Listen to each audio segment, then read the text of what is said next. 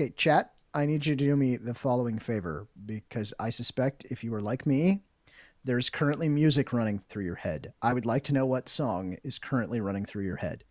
So just let me know in the chat. I'm curious. For me, it's the song Solid State by Jonathan Coulton, because we talked about Solid State. It was mentioned in the odds and ends. Become a patron and get the odds and ends. Mine is These Eyes, for some reason. Just as soon as you said that, what popped in my head was These Eyes. And I'm like, oh, I wonder where that came from. I don't know. It happens. I've got Ultimate Battle from Dragon Ball Super in my head because it's metal as hell. All right. All right. So let's do our random thumbnail pose. I don't have anything for this. That's okay. I just need you to not move.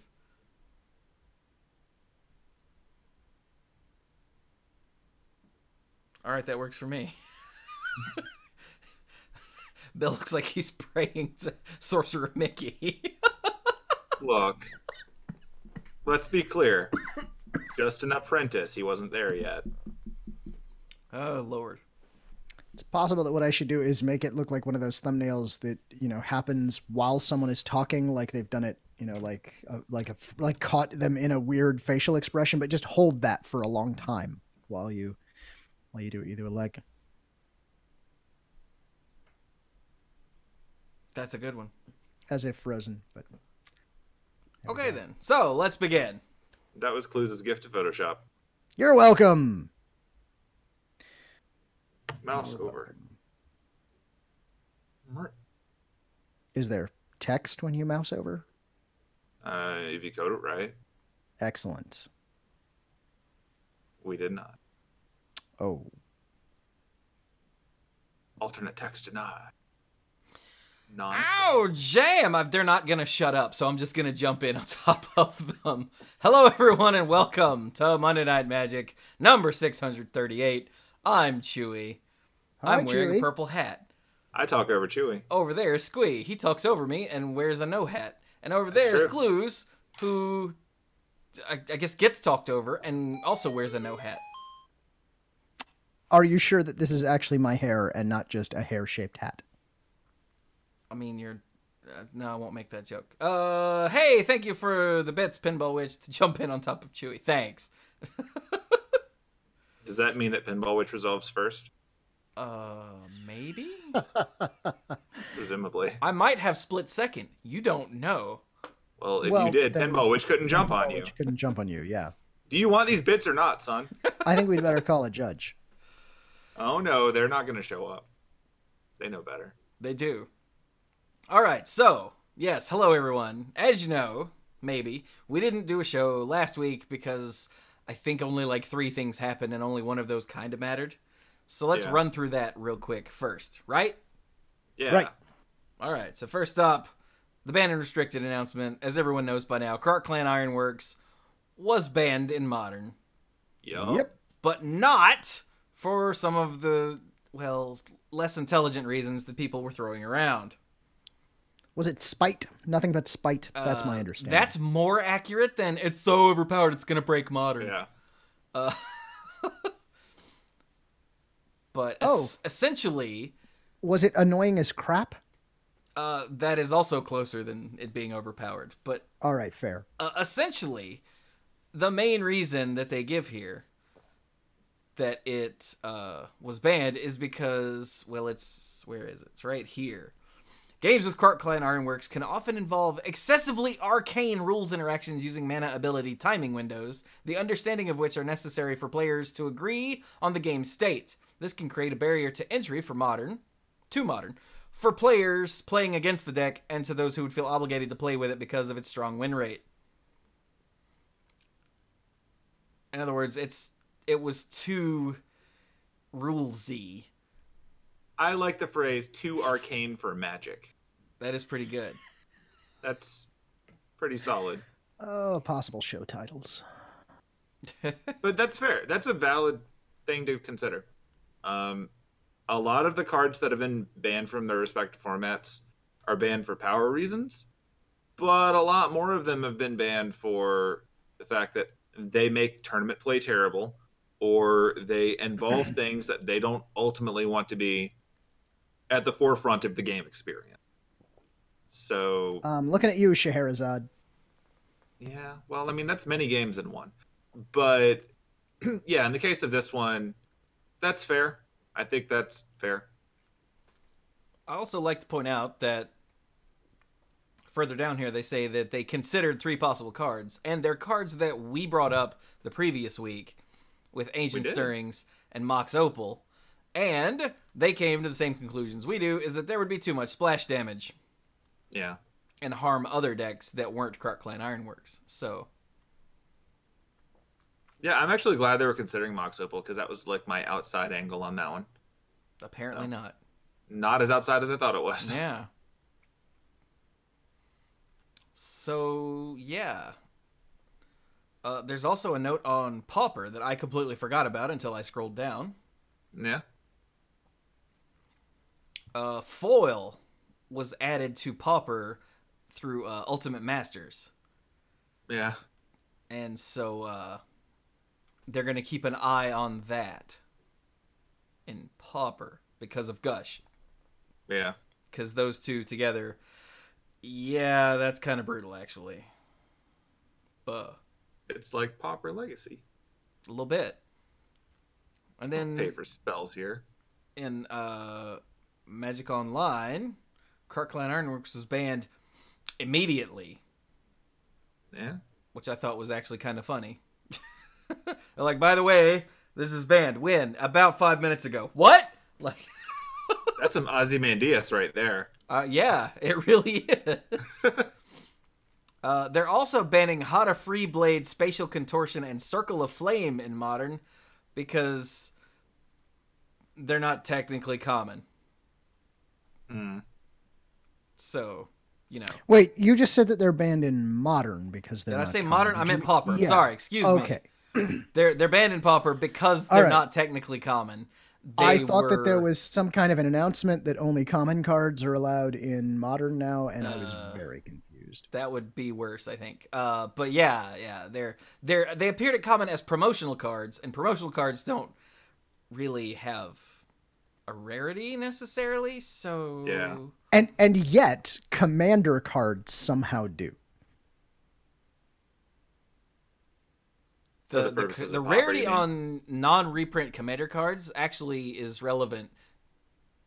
The rarity on the non-reprint commander cards tells you how many of the decks they appear in. Okay, fair. Yeah. Yeah. Like the and uncommon non-reprint commander cards appear in all of the decks of that color, I think, or multiple of the decks of that color. The common ones are usually all colorless and appear in all of the decks of a given commander year, and then the rares and mythics only appear in one. Yeah, they kind of set that precedent way back at the very first one when they put, some super commander staples, and they wanted them to be in all 5 of them. So yeah, like Command Tower. Word. Yeah. Command Tower, some Swiftfoot boots, all that nonsense. No, that's a reprint. Oh, you're right. But they still put it in all of them, didn't they? Well, yeah, but they don't change its rarity. Yeah, you're right. That's a fair point. They don't. If it's a reprint, then they don't change it either. So that doesn't really impact Pauper at all. Yeah, good point. But anyway, so that's the ban restricted update. That's old news by now, but we didn't talk about it last week, so there you go. Yeah. I'm happy that the Ironworks is banned, just so people will shut the hell up about it. That's Chewie caving. Yeah. Like, after reading this, like, I was 100% against them banning Krark-Clan Ironworks because it's too powerful. It's like the same people like, Jace the Mind Sculptor is too powerful for Modern, it's going to break the format. Which is why we take great pleasure in pointing out when it doesn't break the format. Don't we, boys? We do. I think you guys enjoy that more than I do, but I totally understand. So, but for the reasons they've outlined here, this makes perfect sense, and yes, do that. Yeah. But okay, moving on. What is next? Oh, yeah. So, I still don't understand this. Maybe Cluze can help. So, Rei Sato, one of the oh god, Magic Pro League members. There we go. I was like one of the, the inner circle. Was disqualified from GP Prague. And somehow we missed that. I don't know how we missed it, but we did. It says his infraction and subsequent DQ was referred to the Player Investigations Committee for review. So now here's where it gets weird. After a thorough review of the events leading up to his disqualification, the Player Investigations Committee determined that Sato's disqualification was valid, that the actions were opportunistic, but not premeditated nor intended to deceive his opponent. Huh? Okay, so let's try and get some facts on the ground, and then we'll see if this statement that you just read makes any more sense. If we look at the actual announcement, the statement regarding Raisato's disqualification, the head judge explained the situation that led to the decision as follows. Sato was planning what was going to be his last attack of the current game. He went to declare attackers and then noticed that he forgot to play his land for the turn, a land that he needed for his attack to work out. He didn't acknowledge this fact and didn't ask for permission to back up to his main phase, but instead he just placed the land onto the battlefield and finished declaring his attackers. So that's what actually happened. That's what led to the disqualification. So his actions were in fact illegal. It was not a thing that he planned to do ahead of time, so that's why they're saying it was opportunistic. And there you go. I don't know if that helps. Does that help? During our investigation, we determined that Sato was aware that what he did was against the rules. Thus, he was disqualified from the event. Yes. But it wasn't intended to deceive his opponent, even though he knowingly broke the rules. But he knew it was against the rules, and he did it anyway. And he did it to gain an advantage. Therefore, he was disqualified. But he didn't... had he tried to distract his opponent and then play his land, that would have been intended to deceive his opponent. Right. Just let's say. Instead, he just put it down and kept going. Yes. Right. But if he'd gone, what's that over there? And then dropped his land and cheaty-faced it out, then that's, yeah. Okay. Weird. So. Yeah, so there you go. So he didn't get a suspension from the DCI. Right. But the players in the Magic Pro League are held to a higher standard both in play and conduct. Therefore, his invitation to the $1 million Mythic Invitational at PAX East was revoked. Right.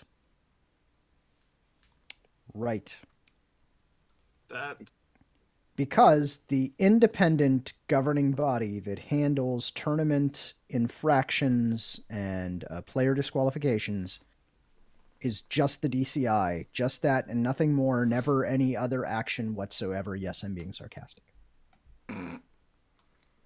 So this leads me to wonder, did he know this ahead of time, that this was going to happen? Oh no, I don't think this was communicated to anyone until this sentence was written down on January the 18th, 2019. I wonder if it was in their contract, because I'm sure there's a hefty contract that they had to sign. I mean, having not seen the contract, this is going to be supposition, but whenever you have any contract, and you're essentially an employer, you're going to leave a clause in there that says that you can essentially fire someone at any time for any reason. Yeah. And in the case of this one, it's not firing, but realistically, once you have that in place, you can say, we're going to do this to you. Do you have a problem with it? Otherwise, we may fire you. And that's bargaining. I mean, yeah. I no leverage. I suspect that there's essentially a clause that says we don't owe you anything. This contract does not imply that we owe you anything, and we can essentially boot you out at any time for any reason. This is also known as the I'll stick around clause. Yeah. Foo Fighters joke. Anyway, also, hey, Squee, move your camera down some, would you? Oh, is it? Oh, okay. Oh, it's because I had the hat on when I was testing before. That makes sense. Oh, okay. Is that super down now? Right. Okay, cool.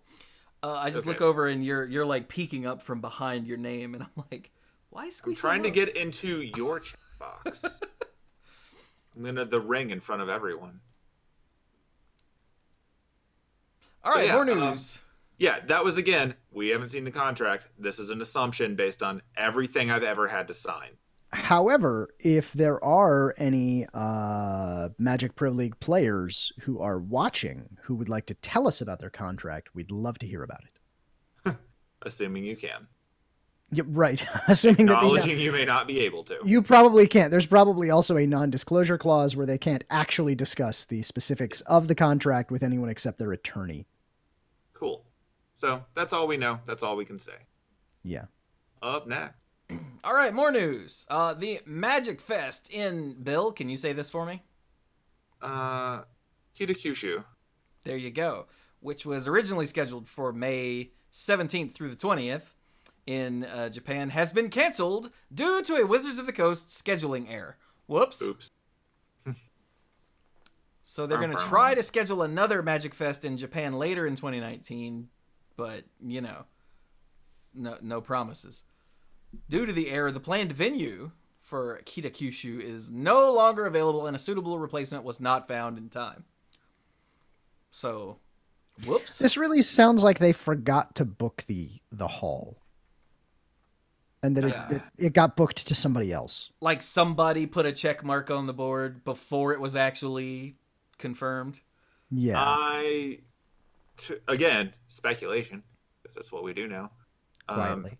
I would say that in the case of these things, it's very likely that they had a planned date and they may have been told, don't book that yet. We're still working out how we want to do our schedule next year.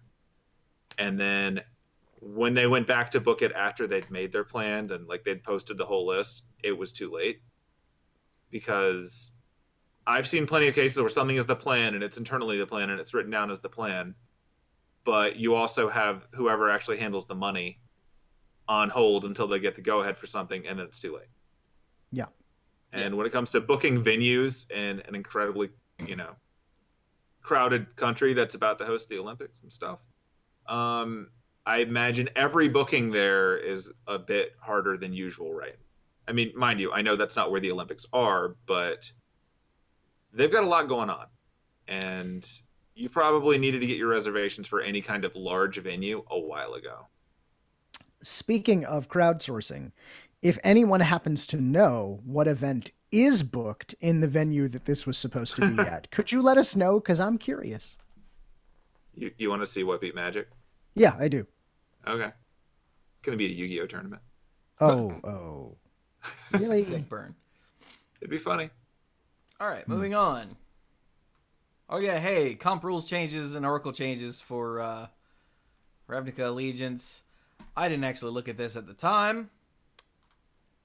I don't think there's anything here. I believe it was just the normal rule updates that you have to do to make things work. Yeah. Like, here's some new keywords. There are a couple tiny little, like, corner cases, but whatever. Nothing that really was big enough to catch my eye. Mm-hmm. Let me just glance at the comp rules changes here. And then here are the Oracle changes. I mean, they've got some functional ones, but I wouldn't sweat them too much. Oh, hey, Cluze swimming buddies on the list. Neat. Anyway, if this is the sort of thing that you want to know, go look it up. We didn't read this last week, and we're not going to try to wing it now. So yeah. Yeah, whatever. That's neat.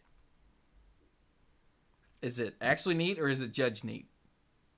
It's judge neat. Okay, it's never fine. mind then.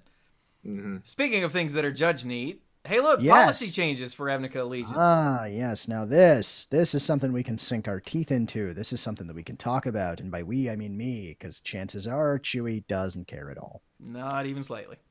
So there are some policy changes, as always. When these things roll around, I like to take a look at them and just make sure there's nothing important that people need to know. And there are a couple of things that are pseudo-important that you probably don't need to know unless you're trying to cheat. In which case, you were trying to cheat anyway. You and I have nothing to talk about. You're disqualified. Good day, sir. I said good day, sir. So, in the past, In the before times, basically from the earliest time we had such rules until like just now, and by just now I mean January the 21st, there were several things that could get you kicked out of a tournament like right away, like just straight up you're gone. Okay, one is violence, that's still the case. One is actually just straight up cheating, that is still the case.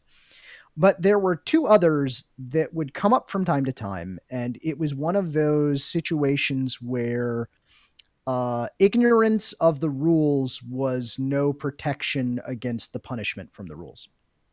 And they were improperly determining a winner and bribery and wagering.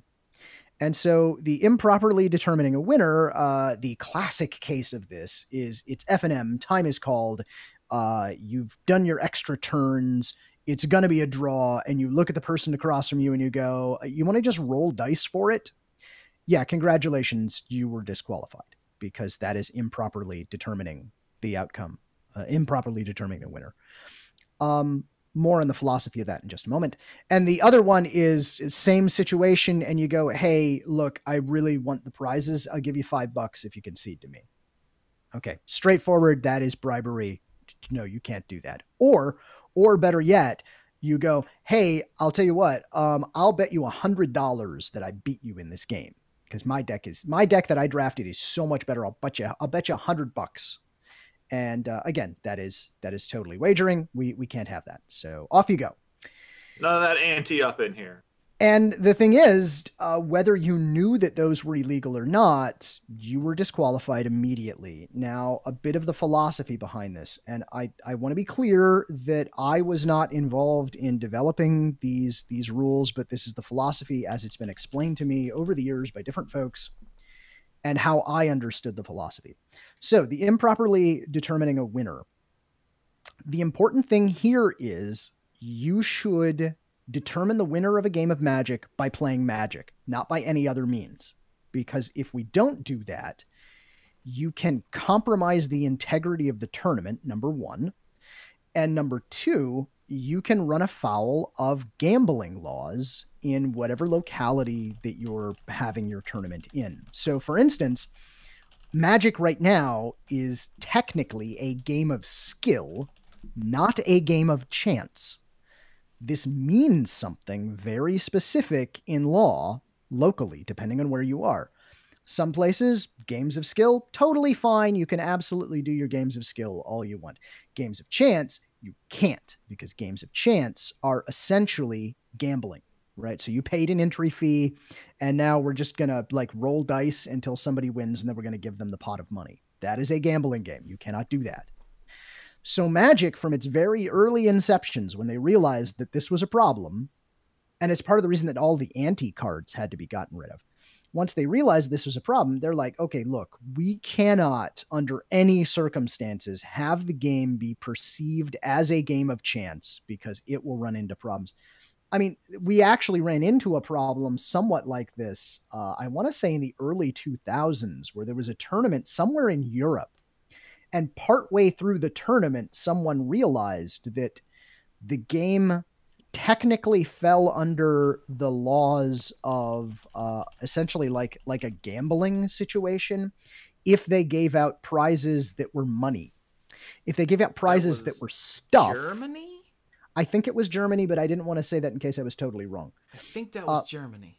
But if they gave out prizes that were stuff, it was okay. And so the winners got like a TV or like, I don't know, let's say a Betamax. Look, I don't know what year this was, so I'm not sure exactly. But anyway, you get the idea. Takeshi's rules were in effect. Yeah, you exactly. Win tickets, you get prizes. You win tickets, you get prizes. Exactly. Similarly with the wagering stuff, right? So like if I say, I'll bet you $100 that I win this game, that is clearly gambling, and Magic is not a game of gambling, because if it does, we totally can't play that in this state. Or even better yet, I'm not going to let my son, little Timmy, which I don't have a son, I'm not going to let my little son... Not since you gambled. Not anymore. I lost him in a card game. I'm not going to let my son Timmy play that gambling game, because that's immoral. But, oh, he can play Yu-Gi-Oh! That is totally a game of skill. Unless you're the Pharaoh. That's a sentence that I don't know that anyone has ever actually uttered out loud, but there it was. I'm glad you all heard it. So thank you for tuning in. All about possession and cheating. And similarly, bribery falls kind of under that same sort of umbrella of compromising the integrity of the tournament, because then it's just he who has the most money wins the tournament, right? Because if you could just bribe, you could just show up at a game and go, okay, you want to win? I really want to win. I need those pro points. $100, $200, $300. Okay, $300. Here you go. Sign the slip. Let's go. You can't do that, right? Because then Magic is not a game of skill anymore. It's a game. You would be way too money. high on that. Yeah, it really would. It really would. But maybe you really need those pro points. I don't know. Maybe you really want that trophy. I'm sorry. That's for later. Don't tell them. Yeah. Okay. So philosophically, we had to draw a very, very bright line in the sand. And there was always this push for years and years to make sure players understood those two things. In fact, you were encouraged if you were running an event that had a lot of new players in it, like a pre-release or like a Magic Game Day, something like that. Even at FNM, you were encouraged to remind the players of those two facts, that you determine the winner of a game of Magic by playing a game of Magic, not any other means, not rolling dice, not offering money. None of that stuff is allowed, period, end of discussion. If it happens, call a judge. So that was the bright line, and it created this nice logical separation of things. Fast forward to now, or okay, last week. Improperly determining a winner and bribery and wagering are now match losses.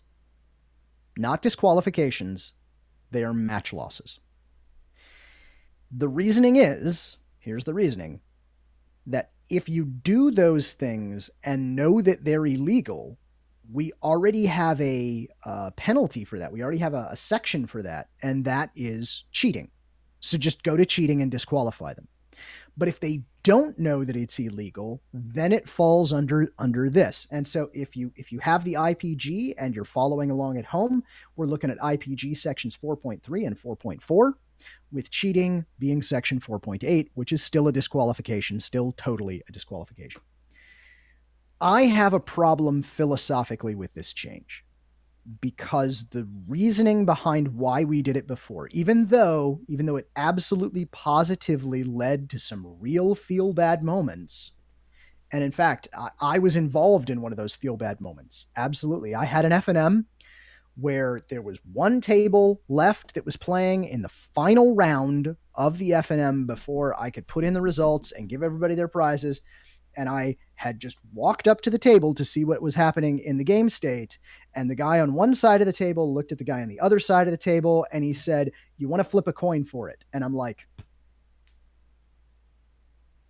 I have to disqualify you now. And he's like, "What?" And I took a few minutes and I explained the whole situation to him, and I made sure that he understood exactly why I had to do it. And I felt terrible about it. He felt terrible about it.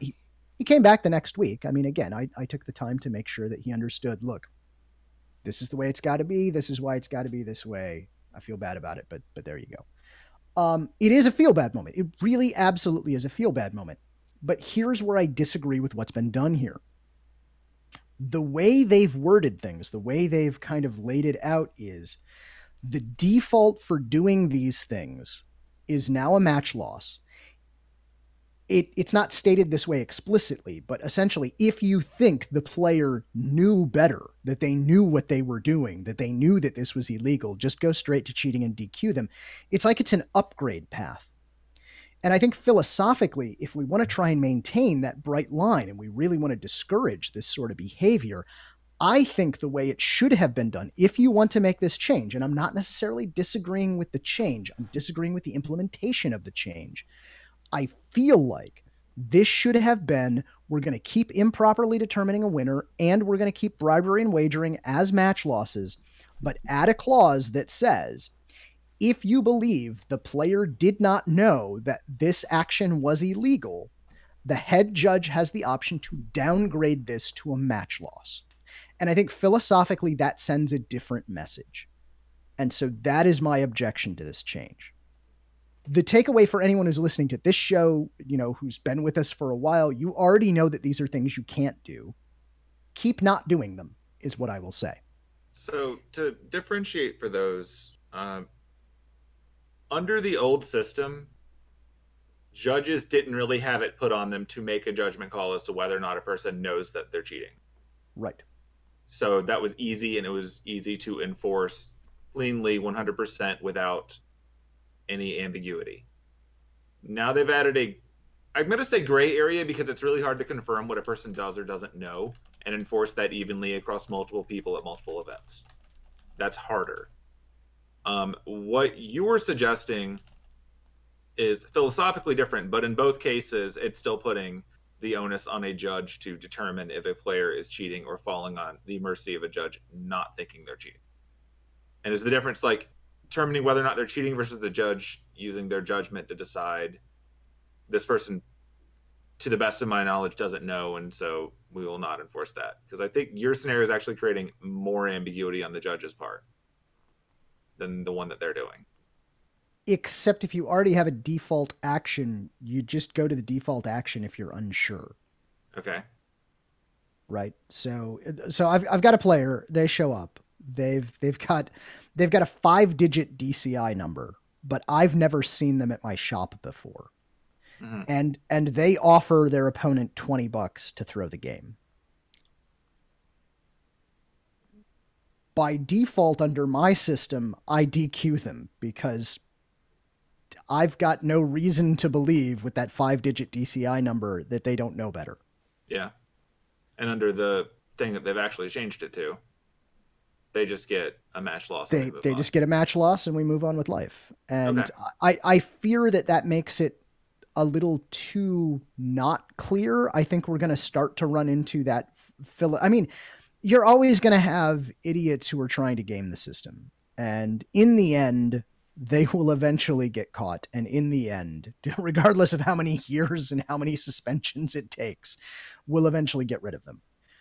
But I still feel like, and you're absolutely right. To be honest with you, I don't know that I would remove it at all. I see why they did it. Yeah. I would prefer the bright line. I would prefer, you want to try and create a rule structure, as much as it sounds weird, that minimizes the number of judgment calls that a judge needs to make. Right. And that's why I mentioned this angle on it all. Yeah. And I agree with that. I absolutely do. Now, that is not because judges aren't capable of making judgment calls. They are. They absolutely are. It's just that the fewer of those that you have, the more consistently the rules are enforced. And you don't run into the problem of a player coming to your shop and they go, oh, but the judge at the other shop lets me do it this way. Yeah. You don't want that. You really don't want that. You might think you want that, but you really don't want that. I get you. So, well, regardless of what we would do, this is what they are doing. Yeah. So this is what it is. The other thing that I will point out that actually will I guess be applicable to our audience. Both of these things, improperly determining a winner and bribery and wagering, both of those, they used to be, if it happens and you don't call a judge immediately, we're DQing you as well. That's been removed. Players are no longer required to call a judge as soon as they receive an offer. They're still expected to point out the violation, but not involving a judge won't also get them disqualified for the same infraction. So I'm not exactly sure how that's going to play out. I'm not exactly sure what that means. So like if the guy across from me does offer me $20 and I don't immediately call a judge, can I just go, dude, you can't do that, and then we'll get on with life? Theoretically. I don't actually know. I mean, to be honest with you, that's what it sounds like to me. You don't have to call a judge. You can tell them, no, we're not doing that, and then move on. Yeah. I don't think that's really ambiguous there. Now, before, if they'd done that and you said no, and that was that, and no judge was called, one, I don't know how we would ever find out it happened. The guy at the table I guess next if the judge is walking by judge. and sees it happening, then sure, but like, I think they're just cutting out an ambiguous way for someone not cheating to get in trouble by virtue of it was put in their pretty much entirely to enforce the, you might feel uncomfortable with it, but you have to call someone when it happens mindset. Yeah. And they're easing up on that. So that's the most important change that has happened here. The only other thing that I think is worth mentioning from here that might be important to some of our listeners, there's a new version of the JAR, the Judging at Regular document, because believe it or not, Judging at Regular REL had a specific document that applied to it. It wasn't the normal this giant set of rules and or this giant set of policy, I suppose I should say. But there is a new JAR. The JAR is very short. It's just a couple of pages. Do go and read it if you're ever running an FNM, because you don't actually have to be an honest to goodness certified judge to run FNM. Your shop can go, hey, you're our employee. You're running FNM this week. So there's that. And nothing to say about the mistriggers thing. I don't know. Do I want to get into the mistriggers thing? Good point. Okay, moving on. Yeah, okay. Great. Again, if you need to know this, go look it up, for God's sake. Yeah. This is an overview of things happening, not a complete tell-all tale. Yeah, go listen to JudgeCast, I think, last week? Maybe this think week? so. If not, it's probably this week. Although they're every other week, aren't they? I think so, maybe it's yeah. next week. Yeah. The JudgeCast that's out right around now is probably the one that you go to a random prison in Florida and ask to speak to Prillerman. He'll tell And you if where to they download it. Tell you where he is, he'll hook you up. Yeah. He'll have it in a trench coat. I don't know why they let him have it either, but Florida's weird. All right, so moving on. Another thing that happened last week, the Commander Rules Committee, there we go, has, I don't know, whatever, they've recruited a group of nerds to be their help. The Commander Advisory Group, who are like the Junior Rules Committee? I'm sort of looking at them as like the rules consultants. Like, yeah. Are these the people who have their feet on the ground while the Rules Committee are the, like, swollen, fat people who don't go actually play, they just make the rules? Like, I don't get it. I think the idea is that due to the permutations and wide variety of things going on here, these are people that are sort of the designated, hey, talk to us if you see things going on, and we will probably reply to you before we'll reply to random person on Twitter who's unhappy about this game he lost last week. Yeah, I think it's more like these are not people who are going to be making the decisions about the rules, but these are some people whose advice we will seek, or who we might run some things by, or who might suggest some things to us. We have the final say. The Rules Committee is still the Rules Committee.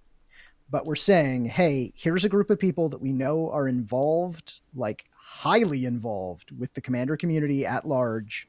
We're going to be seeking input from those people. So they are going to be like the community's representation, ? I really just see this as like people who have a little more influence than others, but ultimately the Rules Committee still makes the rules. Yeah. Like I wouldn't read too much more into it than that. It's kind of a weird thing to announce because I'm pretty sure that these people have probably been involved in that capacity informally for a long time. Yeah. And now they just want them to get credit for it, which is Yeah. fair. Yeah. So will us as the general public notice a difference? No. Probably not. But hey, they wanted to give some credit here to Stibbs and Charlotte Sable and Josh Lee Kwai and Rachel Agnes and Ron Foster and Shivam Bhatt. So awesome. And I'm sure I said at least 3 of those names wrong, but that's what I do here, so it's fine. It's Stibes, right? Yeah. Gotcha. Stiborski. Check. So you can make these jokes when you actually know how to pronounce their name. It's a damn Stibes. That's his name, right? I hope so. Anyway. It is now. So there you go. That happened, and there you go. Moving on. All right. Oh, God. So, Magic Nerds will find everything in the world to complain about. Yeah. Yes. So, when the Guilds of Ravnica Mythic Edition thing happened, everyone complained. because, rightfully so, because the Hasbro toy shop was dildos and didn't work. But nobody seemed to know. Term? Do what? Is that a technical term? Yes. Okay. I believe so, yes. Gotcha. Carry on. Let's check with the Technical Term Advisory Committee.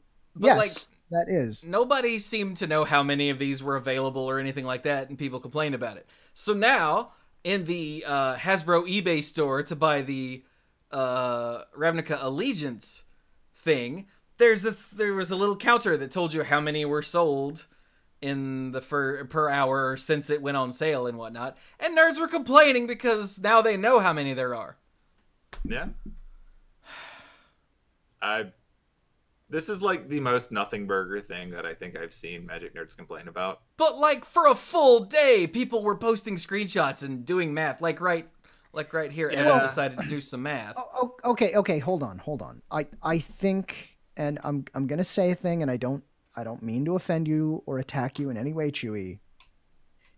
Part of this, I do not. Yeah, you suck, man. Part of this, I do not think. Stipulated. Part of this, I do not think was Magic players bitching.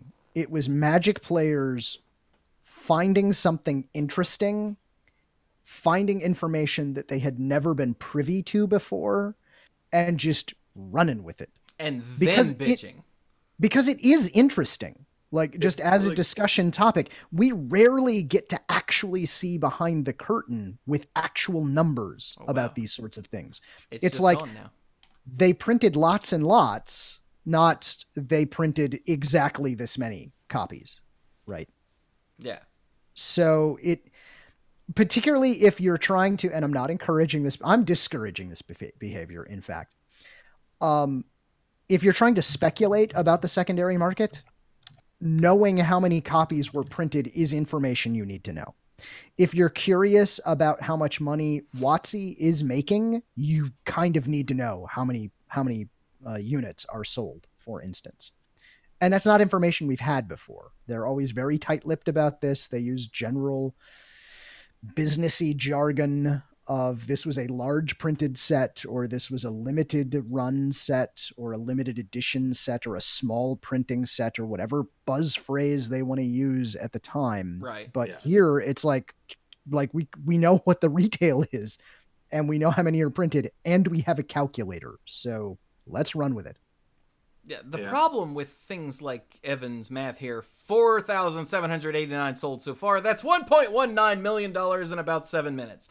The problem with that is that then you get other nerds who go, well, then why did they get rid of this? Why did they cut GP coverage? As if these things are remotely related.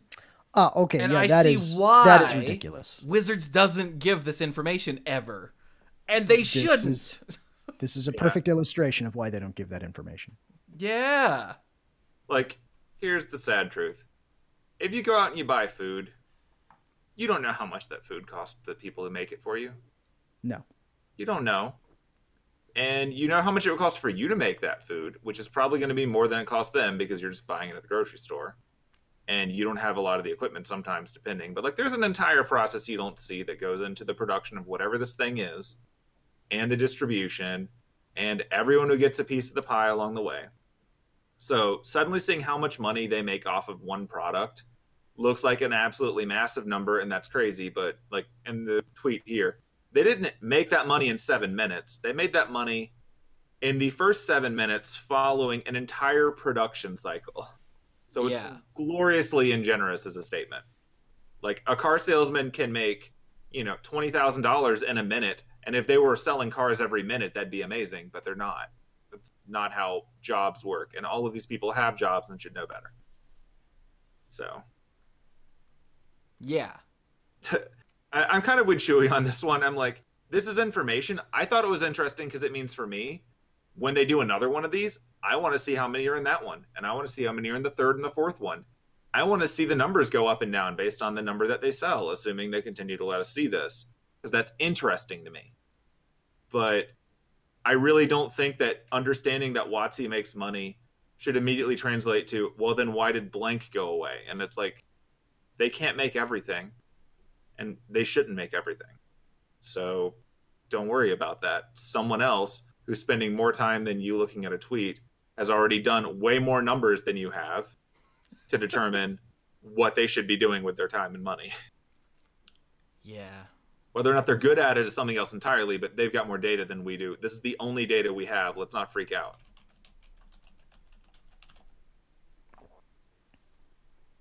So, yeah, this was a thing for the full day of January 24th, and then for a day or so after, where people... And there was some sort of, like, screenshot of an amount sold or an amount available, and then a little while later, that screenshot was, like, smaller, like, the number was smaller. People were like, they're trying to hide the numbers! I'm like, yes, you're the reason they're trying to hide the numbers! Like, you're not entitled to those numbers to start with. Like, it's cool that it's there, and if you guys didn't freak out, they'd still be there. But either way. So, congratulations. You now know that Magic products make money. Good job. High fives all around. Go team. Yeah. All right, so that, I think, is everything that isn't from, like, today. Magic. All right, so let's start nice and happy. Da-da-da. So let's start with this. This should have been really neat. Nothing big, nothing controversial, just neat. Oh, dude, there's a dragon. Yeah, so the band Mountain Goats, who I've never heard of, just saying, just throwing that out there. People are like, oh my god, they're my favorite band. I'm like, cool. I love the Proto Men. I don't know. Whatever. But apparently they're doing an album called In League with Dragons, The Cure for Summoning Sickness. There's a cure? Yeah, it's called Wait a Turn. That's next turn. And, they had Mountain Goats live at Wizards headquarters today to, talk about the album and play a few songs. And I have no idea what this has to do with Wizards of the Coast. Honestly, I just don't. But this should have been oh, look at that. That's neat. Yeah. But because Magic players are a bunch of entitled nerds, we didn't get, oh, that's neat. How cool. We got people complaining about a completely unrelated thing in the responses to this. And here we go. From Kenji Igashira, someone who should freaking know better, has just made this. Because, yes, starting now, apparently, there's no... Apparently, well, there have been 0 official statements other than this, but a dude asked, this random dude, Roman Fusco, whose name will live in infamy, tweeted at Magic Pro Tour and said, hey, is there text coverage or standings available for GP New Jersey? And somebody who had access to the Magic Pro Tour account decided to answer. That was their first mistake. And they answered, as we begin to focus on Mythic Championships and the Magic Pro League, we're adjusting our coverage for tournaments at Magic Fest. For New Jersey forward, we'll be posting critical end-of-tournament information on Sunday evening instead of round-by-round postings here and on our sites. Fans can still expect to see top 8 deck lists and tournament results on Sunday evenings. And lo, the internet burned down.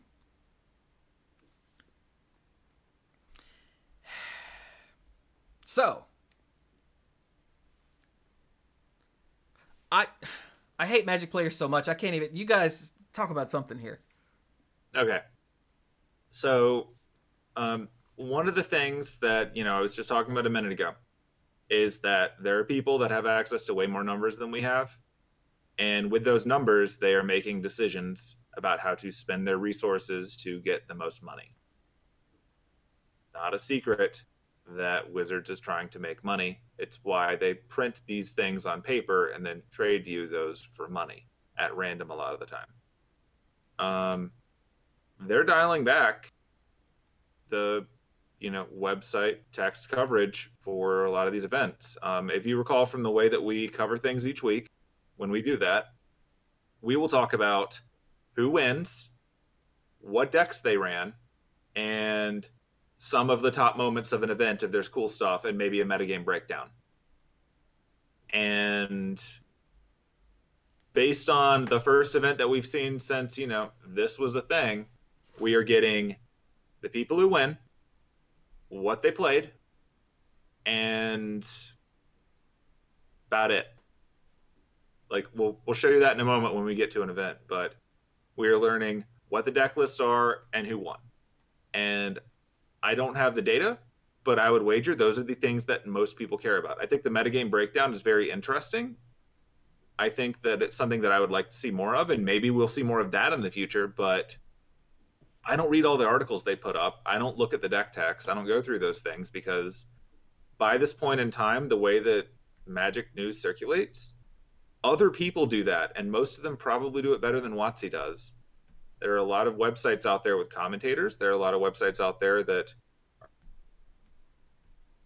they're going to pull it up and they're going to stream it and they're going to show you what's going on.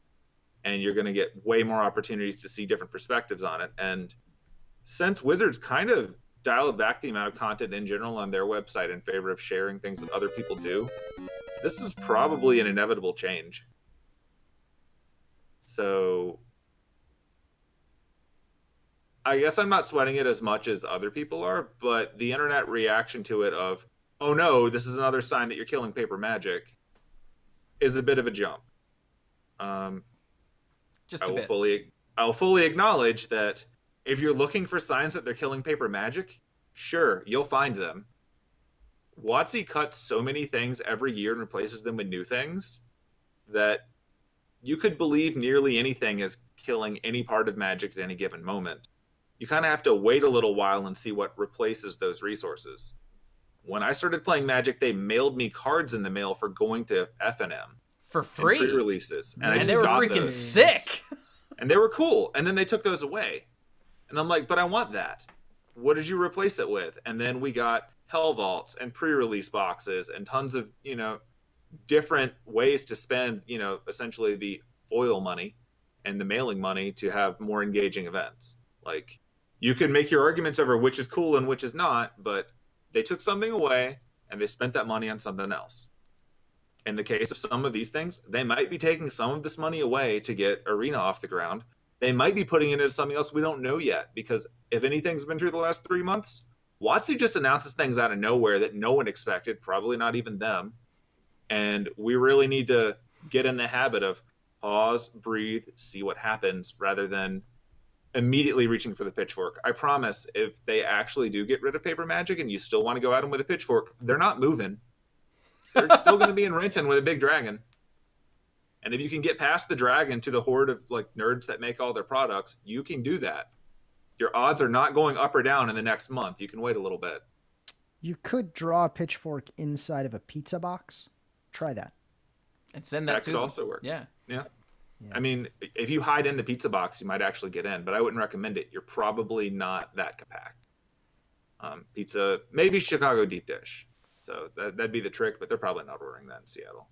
Now, I will say, I saw a depressing amount of this. I just showed a picture of it a second ago from, as I said, Kenji, who should know better. They did not kill GP coverage so they could promote a Mountain Goats album. What is wrong with you people? That is not causality. And I got people, one was tweeted directly at me. And I saw people all over Twitter saying that and being mad. What are you, stupid? Yeah, here's a hint. These all come out of different budgets, and putting out a tweet in promotion to a thing doesn't cost money. I do this. It's a thing. I promise. They're not diverting, the deflector dish to promoting the Mountain Goats. You're still deflecting rocks. It's okay. I can totally understand being concerned when some things are obviously being routed to other places, because they generally tell us that. If they get rid of a precon box that you get for dual decks and instead you get a precon box in a store that has a different function, yeah, that's probably where that money went. I don't think they're well, we really want to promote these Mountain Goats. But on the same note, GP coverage at this one event is really eating into our Mountain Goat money. That's not how that works. That isn't how budgets work. So I wouldn't sweat that too much. Like, there's a bunch of examples of things going on here and in the past and forever. And as I was telling Chewie before the show and separate from all of this, I'm fairly confident that we take Magic seriously. It's important to us. We've made it a part of our identity. And right now it looks like things are changing in it in a way that we don't like. And this is a giant we, because like I personally like almost all these changes because I'm not as invested in showing up for paper to start with. I'm also not playing Arena, so maybe I'm in no one's target audience anymore. But that is accurate. I'm okay with a lot of these changes because I see that as a general industry shift that they're doing to stay alive. But I do think that when we see things changing, we get nervous because we've invested part of ourselves in this thing. And if that changes or goes away, we feel like we're losing a part of ourselves. Like, we're invested. This is important to us. We don't like change. Like, we call ourselves super forward thinking, but realistically, we lose our minds when there are girl Ghostbusters. Like, we don't handle change well at all. Every time something happens differently in a movie from a comic book, it messes with us, even if it's great. Like, I distinctly recall people losing their minds over the fact that, like, the antagonist in Thor Ragnarok went from being Loki's daughter to his sister, and oh no, it's so confusing. Like, people watching the movie didn't care. She was cool and she broke the hammer, spoiler alert. Okay, whatever. We enjoyed that movie, it was a lot of fun. This is what happens, things are going to be different. What you like is still there. Paper Magic will still exist. It's okay. Calm down. It's cool. And also, you're driving Chewie crazy. Like, This just is how you do it. this reckless just pouring out of hate for Wizards for taking away coverage from Magic Fests. Okay, one, all you people do is bitch about how crappy the coverage is and how Star City does it better. Okay. Which is why they don't give GPs to Star City.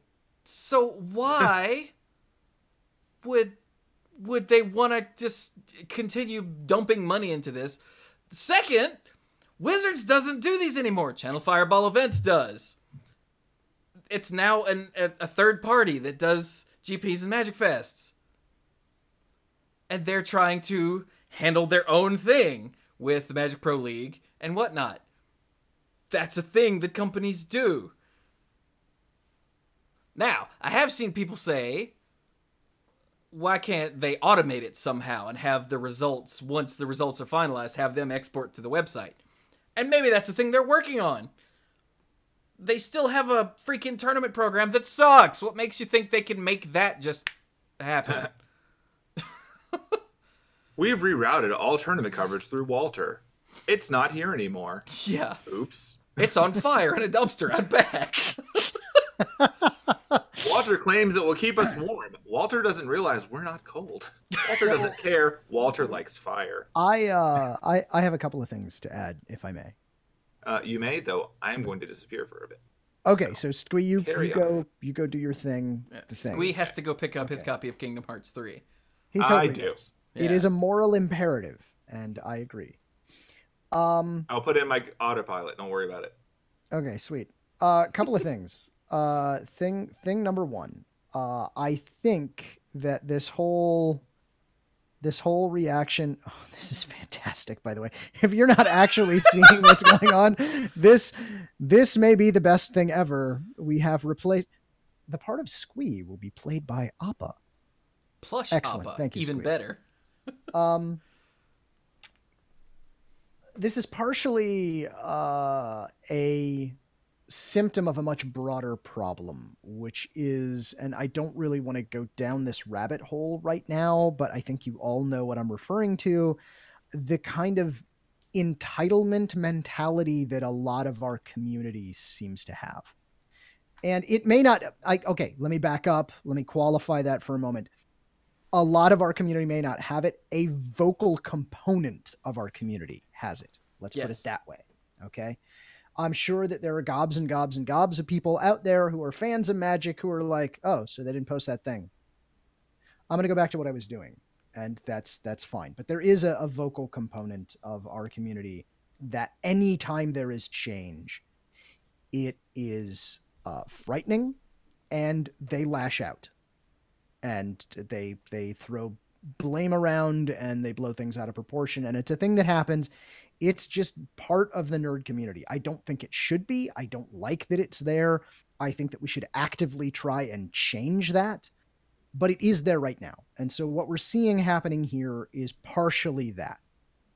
But I think another part of it is that while I know some people who work at WotC, and while I think that they are great and that they love the game and that they work very hard at what they do, they are also only a small part of the things that are being done there.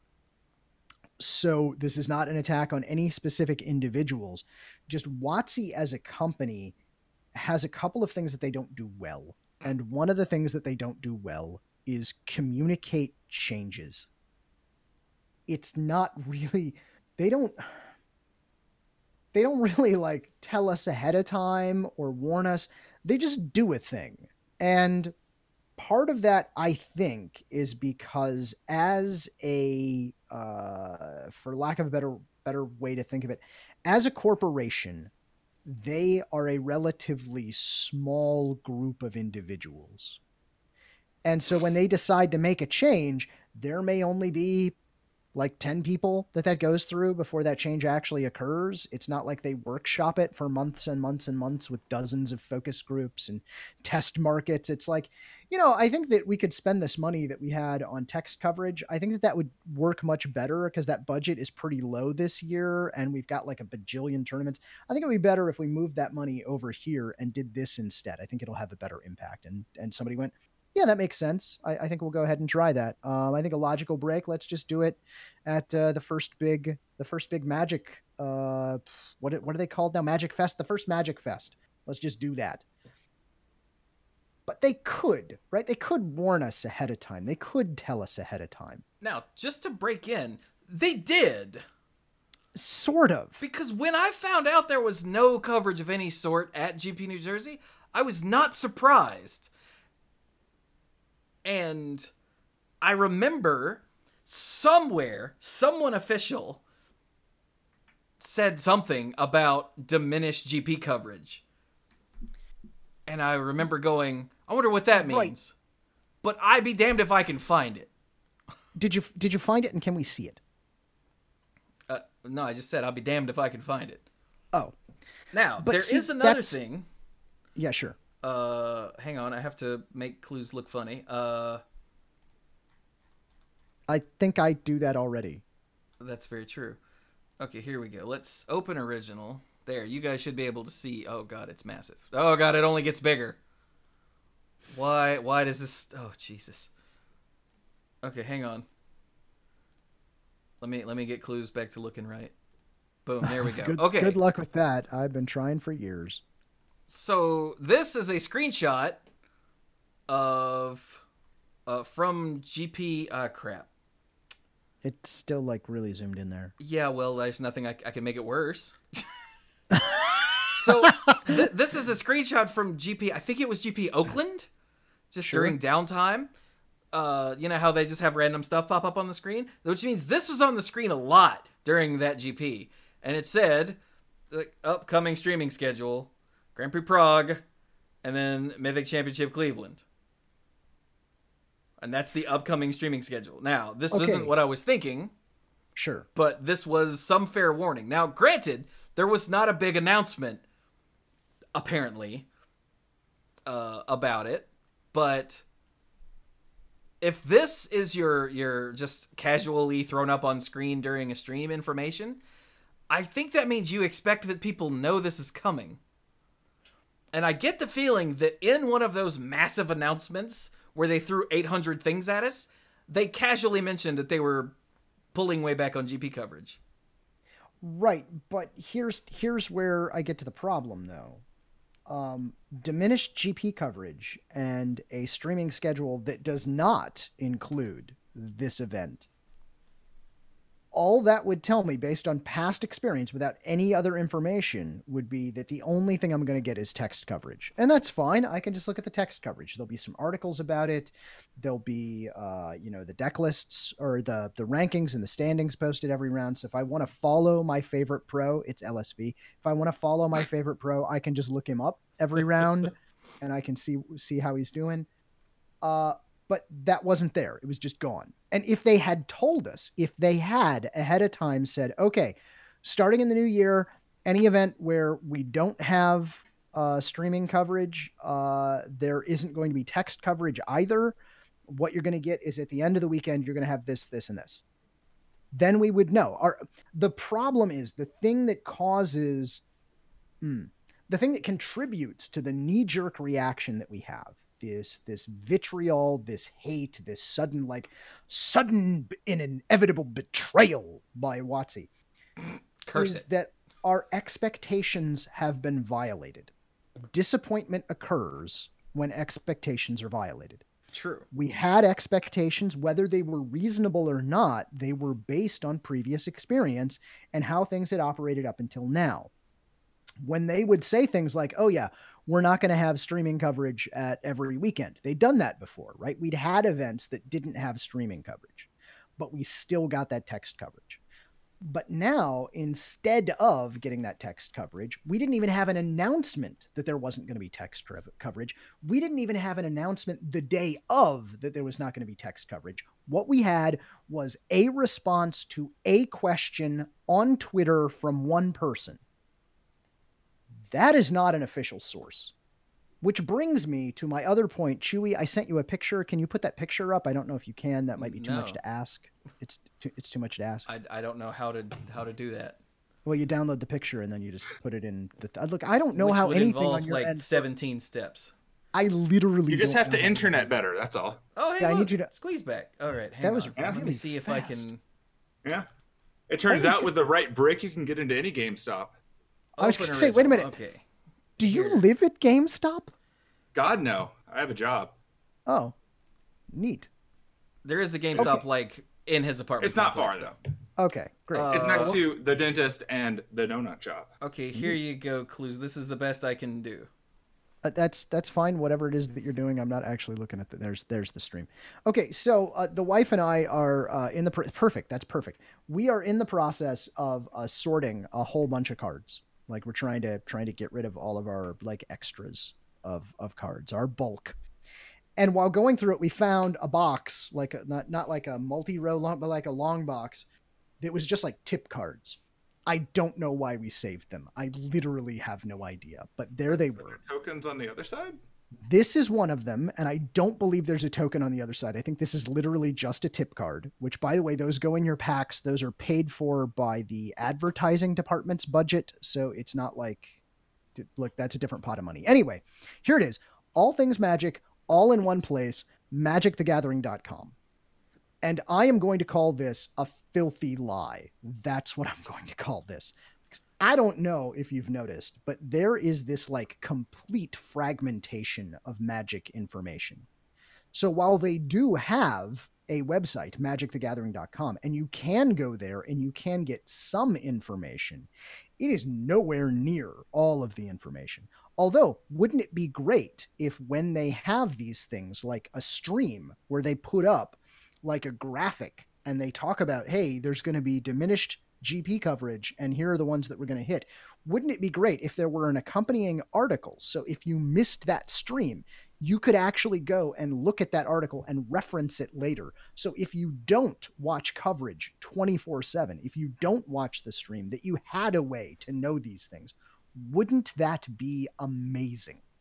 But instead, you need to be aware that it could come on Twitter, it could come on Instagram, it could come on a random streamer who happens to be doing a stream that's being sponsored by Magic this week. It could get announced, I don't know, over the PA on the New York subway. Who knows? It could be absolutely anywhere. And that I think is the actual underlying problem. That if they could communicate what they're doing in one place that we could all refer to, it would be wondrous. And they already kind of do this. And they kind of do it during preview season, which I know preview season is all the time. And I know that since they, are doing preview season all the time, they don't have time to do the other things. But they already do this where things are previewed in a whole bunch of different places, but then 24 hours later, they're all arranged on the main site in a specific place where you can go and you can just look. And that's what I really wish that they would do with this sort of stuff, with this sort of information. But they don't. And that's what upsets me. That's why I was upset with this. Not because we lost something that they totally owed us because they used to do it. No, it's because they really just punted the communication on this. And it's not the first time. If it was the first time, I'd go, oh, they made a misstep. It's okay. It's not even the first time this year. I know. They just keep doing it. And it's over January. and over. So, yeah, there you go. That's my rant. Those are the things I wanted to add. I don't know if that's helpful. Yeah, here Probably is not. I'm the problem. I don't know. Here's the thing that Hipsters of the Coast posted on Twitter. Hipsters reached out to Wizards of the Coast to try and clear up some of the rumor and innuendo that has dominated the community's conversation all weekend. Blake Rasmussen, good guy, explained that the Magic Pro Tour's response on Twitter only applied to round-by-round live text coverage of events, which will no longer be live. Okay, so everything else, all the stuff that we mentioned before gets posted at the end of the event. Right, no more round-by-round text coverage, apparently. As for video coverage, Wizards emphasized that they did not announce anything regarding video coverage, and we aren't announcing anything about it at this time. Okay. They also wouldn't confirm when or if the next Grand Prix would be streamed, only saying that besides Mythic Championships and the Mythic Invitational, we have not announced our streaming schedule for the year yet. That sounds like a no, and they don't want to tell you yet, but it's not, necessarily. And then the other thing, oh, Jesus Christ. Because of all of this vitriol and hate about the lack of coverage, people throw out the winner didn't even get a trophy. And so what? That's actually somewhat common. Yeah. That happens all the time. The winner doesn't get a trophy right there. They get it later. Or in the case of like Ari Lax from like 2013, they don't. But... whatever. Yeah. So here's the thing. Having been on the other end of this, like the judgy end of this, there's a thing called the GP kit, and it's a big set of. If you've ever watched like a roadie for like a musical act, they have these like giant black like crates that everything gets packed in, and it then gets rolled onto a semi truck to go to the next town. There's a GP kit that's like that. And it's got all the things in it. It's got like the signs and the banners and the product for that particular event, if there are limited events, and all kinds of stuff in there, including the trophies. And so those are in there, except for when they're not. Oh. Because that happens sometimes. Like you go and whoever is in charge of logistics for that tournament, it's okay. It's usually John Aldifer who is in the GP kit. He just comes in it. You just open it up and there's John Aldifer. That's just how it worked, at least when I was doing What it. year is it? Exactly. Where am I? Do we still have dual decks? Tell me, man. Are there still core sets? Whoever is in charge of logistics at the beginning of the event, like not like the Saturday of, I mean, when things are getting set up the day before, they go through and they inventory all the stuff that's there. So if anything is missing, they can try and get replacements or get things fixed. Sometimes you'll go, hey, the box with the trophies is not here. Did it get left at the last stop? Was it not included at all? Are they supposed to be here? Are they somewhere else? And sometimes you have to go to the winner and you have to go, congratulations, this is great. Here's the information on your prizes. Unfortunately, the trophy was not in the GP kit. We will get your contact information and we will send it to you later. These things happen. It's not because they said, you know what? Since we're not doing coverage, no one will ever know if we don't give them a trophy. And that will save us a good, let me just check, like $3. So remember, everyone, the reason that they get the trophy is to have a picture to put on the website. Yeah. They're still posting the winner on the website. Right. So Yeah. Now, there whether or was a not trophy this is sitting there that happened to be from GP Vancouver, and people were like, oh my god! And no! That was probably left in the GP kit because it was a spare, because it was, remember, it was originally a team sealed event, and then that giant, I can't say that word, that giant cluster mess happened, and they changed it to a single. Remember that? So I'm sure that GP Vancouver thing is just in there. And so they just set it there as a placeholder. It's fine. There's no giant, we're not even giving the winner the trophy anymore. Conspiracy. Calm down. Okay. I'm going to let you guys in on a secret. Odds are, in whatever place you live, there's a building where someone will make a trophy for you. And you can make it say whatever you want. Because this is a very common thing ever since Little League, if not older. Bowling trophies, any other plot devices you see on the Flintstones, those are all made. Don't think they're saving money on the trophy. Oh my god, Squee. Yeah. I don't know if you know this, but I just checked. Yeah. You can buy trophies on the internet. What? No. Like, you can just straight up Like just through the buy a Hasbro trophy. toy store? I'm not going there. No. I meant the internet that works. Oh, the other place that Hasbro sells things that upsets Buy a people. You know what? I'm going to go ahead and make it so that I won, let's say, Little League when I was 12. I'm going to go ahead and do that. By the way, I would like to thank Blue the Noob for the follow so very long ago. That was like 20 minutes ago. My bad. I saw it pop, but somebody was in the middle of something very specific, and I didn't want to interrupt them. It was probably Cluze. It was probably. I think it was. The IPG. But yeah. Anyway, thanks for the follow. Welcome to the pool. Sorry that you got here for all the anger directed at angry people. Yeah, welcome aboard. It's sometimes like this. Sometimes, yeah. So, look, I understand. Believe it or not, I understand being upset that there's no coverage at all anymore, possibly. I understand that. I also understand being upset that there was no warning that there was no coverage at all whatsoever except in a reply to a random dude. I understand that. But calm down. They didn't kill GP coverage to promote the mountain goats. They didn't not give the guy a trophy because it saves a lot of money because they hate Magic players. Although they should, for as much crap as Magic players give them. Oh, show title. They should hate Magic players. So just, while you're upset, it's fine, but try to limit your upset to, like, things that are reasonable to be upset about. Don't be upset. I promise there are other things to be upset about than your hobby. Yeah. Like, don't be upset because Wizards is helping promote some band's album. Stop it. Don't be upset because Wizards is making money. That's what you want them to do. If Wizards stops making money, they stop making Magic. It's correct. Jesus. Can confirm. Anyway. So do we have any other fun topics? I feel like there is. I think it's just the tournaments now, right? I guess. Well, that's fun. That's an easy segue. Because my understanding is that now that there's no coverage, tournaments aren't happening at all. It's fine. I'll give you guys a spoken word rundown of the tournament. Anyway, so... See, we don't have truncation anymore, so I can do that. Hey, it was limited. Look at that. Sweet.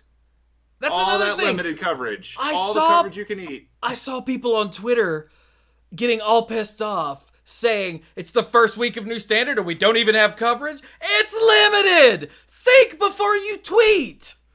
Whoa. Slow your roll there, son. I am sorry, but we do not think before we tweet, or we wouldn't tweet. Like the weirdest Game of Thrones house line there, buddy. We do not think before we tweet. It's just on your crest. They piss me off so much. But yeah, just as a spoiler, there's never a GP standard event the weekend that the set goes on sale. They don't do that. They've never done that.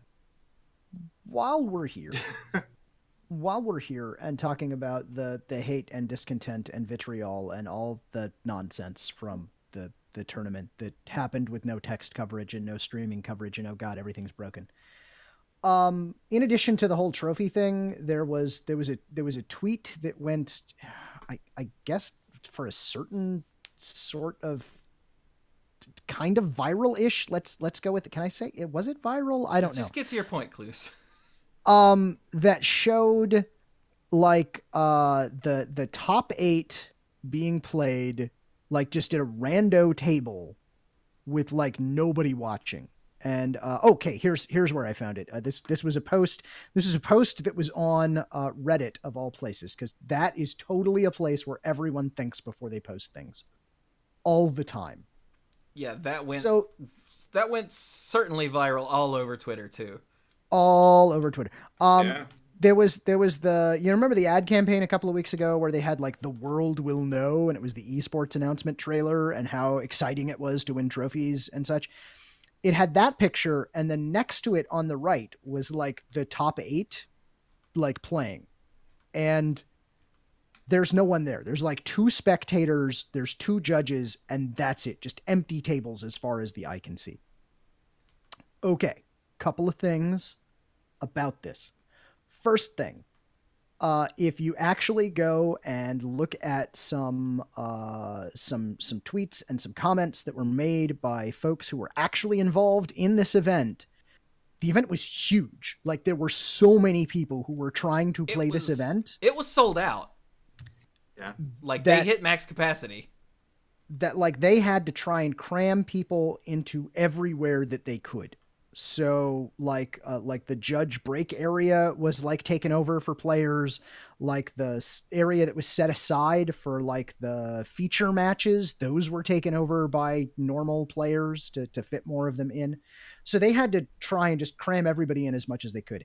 And by all accounts, from people I trust, as opposed to a random person I've never heard of on the internet, by all accounts, both the judge staff and Channel Fireball Events did everything they could to try and accommodate as many players as possible to make the event a success. And so here's a tweet. Thank you so much for all the people who did that. Here's a tweet. Optics are important. This is from Paul Baronet. I don't know who he is, but I liked this. Optics are important. He's Bears. He's a judge. He's a judge. I wish the viral story of the weekend had been that more people wanted to play Magic at Magic Fest, New Jersey, than could originally fit in the hall, but Channel Fireball Events and the judges moved heaven and earth to accommodate everyone anyways. But that all got lost. The fact that so many people showed up and the judges and the tournament organizers made it work. That all got lost because there was no coverage. Yeah, so it was a rousing success, quite frankly. And to put that picture that you see of like the top 8 with no one watching into some context, by the time people get around to playing the top 8, the vast majority of players have left. And it's very late in the day on Sunday. Yeah. And most of the staff has either left or is in the process of tearing the place down because they have to put everything back into the GP kit, including John Aldifer. We're just going to put him in there, close it up. We'll give him some crackers or something. I don't know. And we're going to have to ship it off to the next location. So just logistically, all these people who have been working for, 10, 12 hours, they're trying to get some things done so that they can wrap it up and go home. So it is not uncommon for, I'm going to say it's actually common for, at the end of the day, the spectators are the people who are in the cars with the top 8 players, and that's it. That's they're victims of circumstance. Yeah. And that's why, was it 2 weeks ago, 3 weeks ago, when somebody conceded in top 8 because they had to catch their flight? Yeah. And people were like, oh my God, how could you possibly do that? That didn't surprise me at all. I mean, I've had people who in the final round of Swiss is like, okay, I'm winning this game, but I have to concede because my ride's leaving and I can't play top 8 because I have to work tomorrow. And it's just the way things actually work in the real world. So just calm down. It's not Sometimes it's not glamorous, but, you know, it doesn't diminish the accomplishments of those people who made it through 2 days of playing against some of the best players around and managed to win the tournament. So just look, it's cute, it's neat, but I get what you did there with your little viral image comparison, but that's not the way the real world works. There were 1,409 people playing limited. And that's a lot of people. That's a lot of people. And that's the ones that are there playing in the tournament. It's not even factoring in anyone who's there for anything else. Of which there were many. Yeah. So they did not all fit in that one picture taken at an unfortunate time. If your desire is to frame something negatively, I promise you can find an angle for it. Most things only really have the good side. But yes, see here. 1409 people playing limited. Good job, everyone. I hope you're enjoying the new set.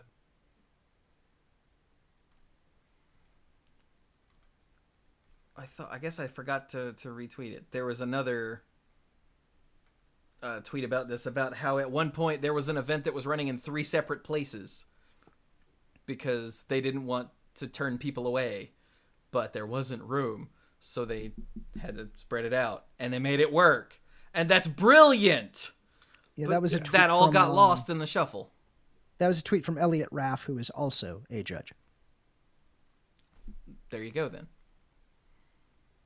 So, yeah, just... And instead, everyone lost their mind because they're like, well, I don't know how my friends are doing. Well, tell your friends to get on Twitter.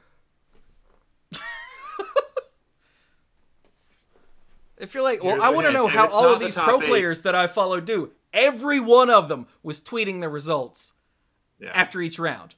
So that's why they throw that hashtag at you. That does something, you know. Don't take your understanding of hashtags from me. I'm intentionally using them wrong. Other people use them correctly, and you can find information with them. Squee hashtags do not work that way. No, that is not their way. The only one that's actually consistent is if you want to look through Death of Squee, because there's plenty of those. But everything else is just like a standalone nonsense. But if you click on the GP hashtag, you'll probably see how things are doing. But if they're your friends, you should talk to them. Or see what they're posting. Or maybe they don't want to deal with it right now. You'll know where they finish. They'll tell you. And if they don't tell you, they might not be as close of friends as you think they are. Or they might not want you to know because they did horribly. Or their battery died. Or their cell signal sucks. Yeah, it's just... Any of these are possible. But people who are like, well, I am entitled to know how all the pros and all my friends are doing through every tournament throughout the weekend. No, you're not. I'm sorry. Like, it's nice to be able to have that. But you're not owed it. Like, calm down. Just wait a minute. There's other stuff going on. There's quality programming on Netflix you could be watching instead. Just calm down. You're not there. Though? All right, so here's Max Williams won GP New Jersey. Dylan Gellis came in second. Brian Maybe in third. Paulo Vitor Damarosa in fourth. Christian Calcano, in fifth. Chase Masters in sixth. Colin Roundtree in seventh. And Stephen King, no relation, in eighth. Okay. GP New Jersey. And it's limited. Doesn't matter. We're not going to get you the round by round basis, except... Are they going to make it to the top 8? Because remember, pro points, they only matter for this long anymore. So if you're like really excited to know if your favorite pro is going to be plat, it doesn't matter for very much longer.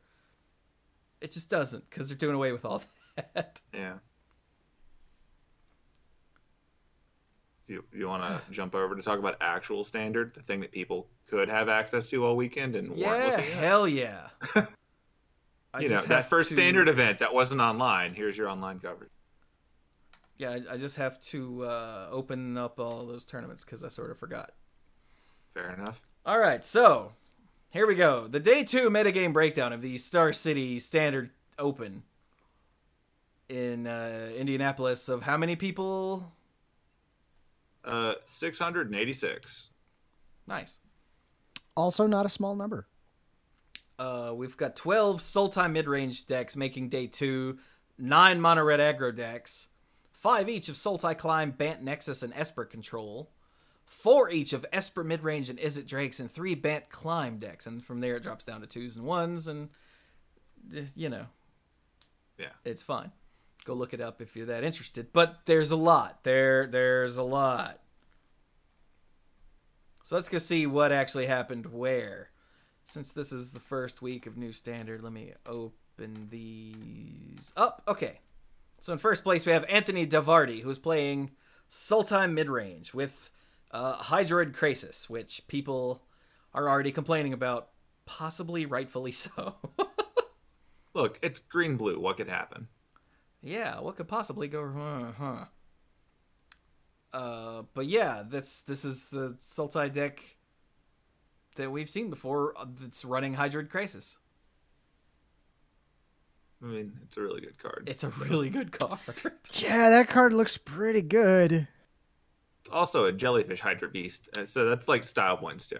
Yeah, just in case you're listening and do not have access, Hydroid Krasis, X, a green and a blue for a 0/0. Boy, that sounds great, but it is the Jelly Hydra Beast. So yeah, totally worth casting. When you cast this spell, you gain X life and draw... I'm sorry, you gain half X life and draw half X cards, round down each time. It has flying, trample, and enters the battlefield with X +1/+1 counters. So you draw cards, you gain life, you get a creature that has flying and trample. The downside is... Oh, and it's a cast trigger, so it's not even like... Yeah, if they counter it, you still get those. You still get the benefits. Yeah. You just don't get the creature. Yeah. The downside is you have to play blue. And if you can live with that, I guess that's okay. It's like a Muldrifter Bulldozer. Say Muldozer. Terrifying. But I mean, really, that scales incredibly well. It just scales incredibly well. Sorry. But I mean, yeah, whoops, where'd he go? At 2, a green and a blue, you draw a card, you gain a life, and you get a 2/2 flying trampler. That's not bad for 4 mana. And that's not how you want to cast it most of the time. You're running green. What could happen? Yeah.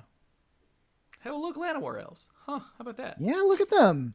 Maybe they help. So, moving on. In second place, Jonathan Hobbs is running a Bant mid-range deck with Angel of Grace and Frilled Mystic, the Elf Lizard Wizard. And Growth Chamber Guardian. Oh! And Shalai Voice of Plenty. Oh, that's funny. And freaking Teferi. Anything else new over here? Wait, hang on. Oh, we've got Depose and Deploy. Okay, yeah. We've got, what's this? Warrant and Warden. Oh, wow. Cool. So, yay, new cards. Deputy of Detention, too. Dang. This just looks brutal. Yeah. Angel of Grace, though. Huh. Not a fan of the art on Blink of an Eye. Blink of an Eye. Well, that's an old card, so don't look at it. It's fine. I know, but I'm not a fan of that art. So there you go. Some Bant mid-range. It's creepy. In third place, Max Magnuson is running 2 words that shouldn't go together, Azorius Aggro. Yeah, this just... What now? But, well, it's a white weenie deck that has Deputy of Detention thrown in along with the Tithe Taker. Tithe Taker. During your turn, spells your opponents cast cost 1 more to cast, and abilities your opponents activate cost 1 more to activate, unless they're mana abilities. And it has Afterlife, so... And then there's Unbreakable Formation, too.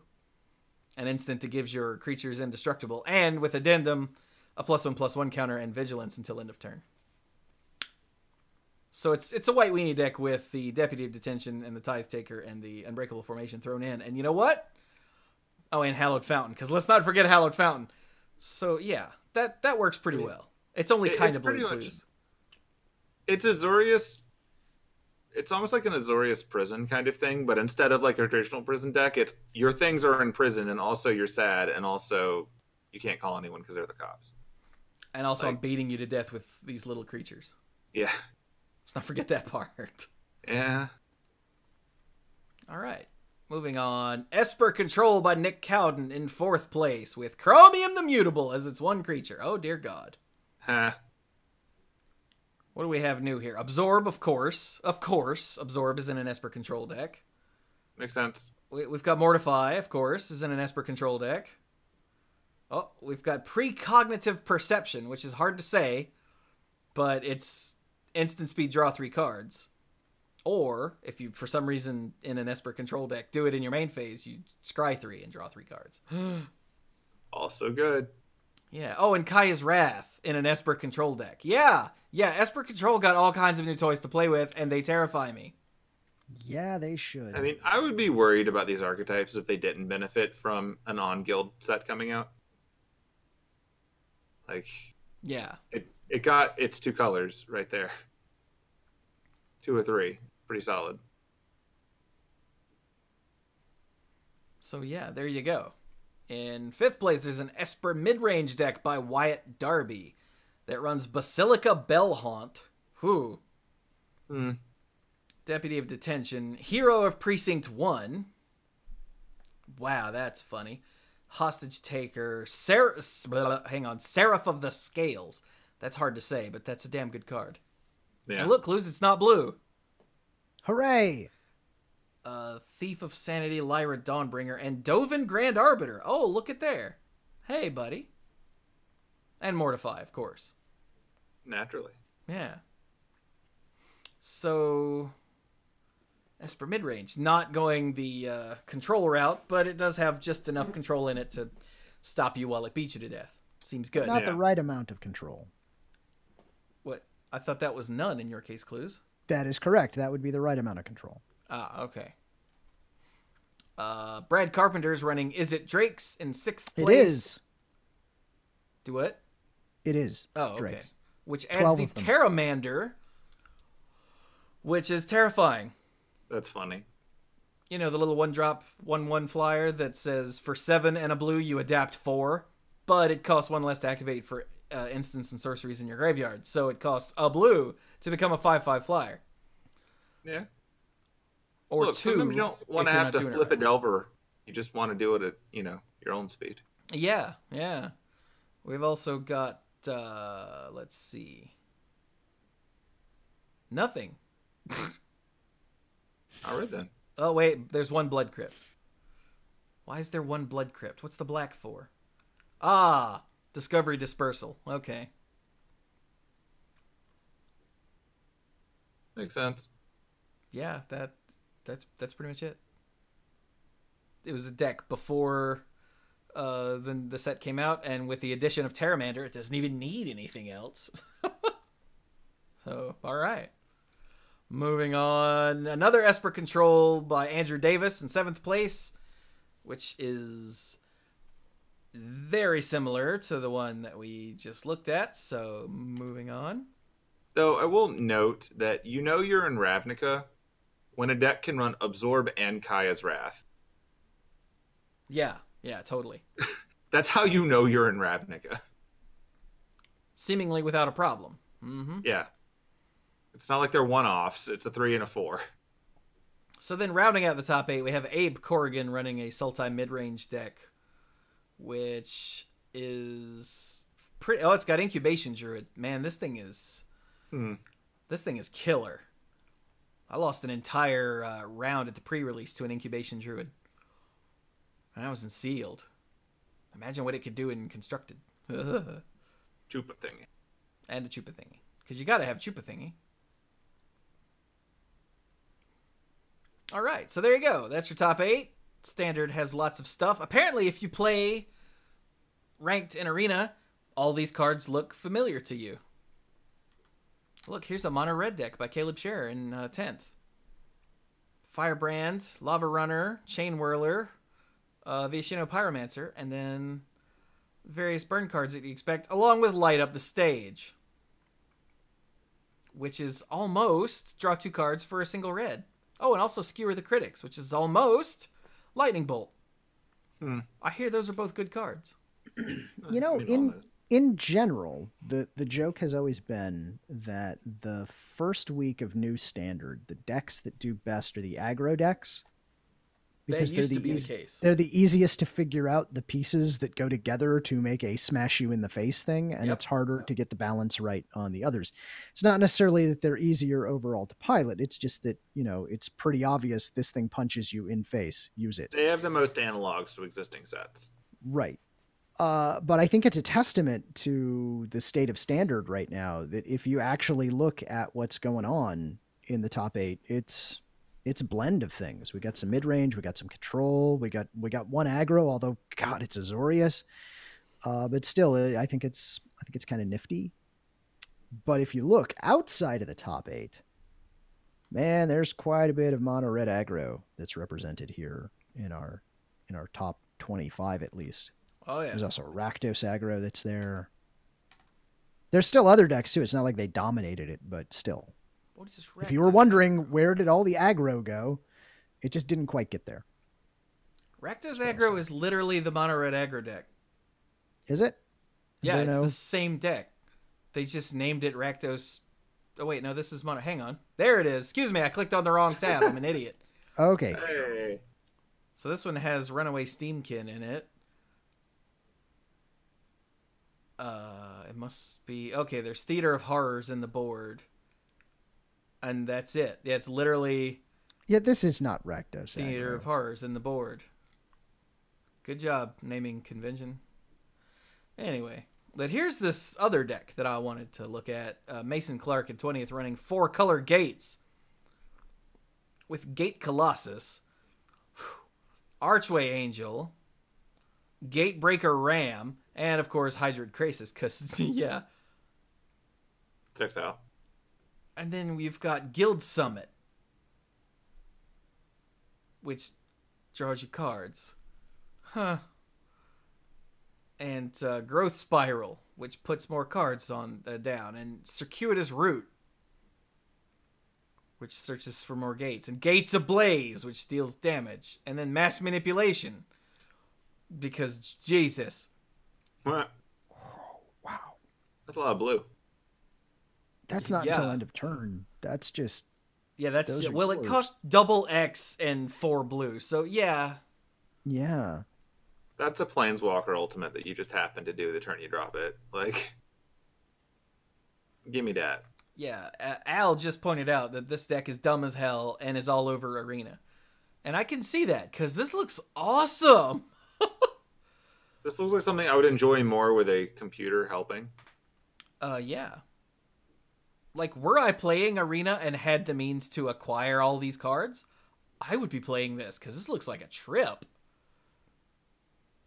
I would not. Too much blue. Yeah, we know Cluze. Could you imagine if you were going up against this with an aggro deck, the first time they drop an Archway Angel? And it's like, what? Yeah. Oh, no. 2 life for each gate you control. They just gained, let's say, 10 life. They gain 10 life and drop the 3/4 flyer, and you know they've got at least one more in their deck. Yeah. But Yeah. that's why I wanted to point it out, though, because I know it's been all over Arena. Yeah. It's kind of funny that Arena's getting these things faster. But here we are. So there you go. That's the Star City Classic. Let's move on to... No, that was the Open, excuse me. That was the Open. Let's move on to the Classic. Where Raja Suleiman won with Esper Control. I'm going to assume that deck is very similar. In second place, Andrew Hackenworth is running the Bant Nexus deck. Which is a problem. Because Wilderness Reclamation, to go with things like Teferi and Hydrid Krasis and Nexus of Fate, yeah, this is like the take 45 minutes to win game 1 kind of thing here. No, we get those when we go to Ravnica.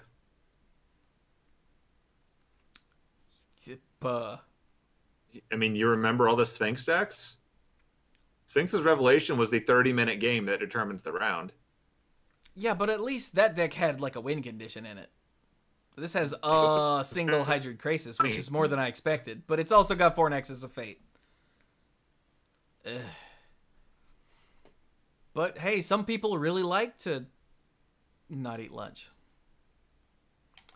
Third place, we've got Mason Hoos running a mono blue aggro deck, which is basically what we've seen before with the addition of things like Essence Capture and the aforementioned Terramander.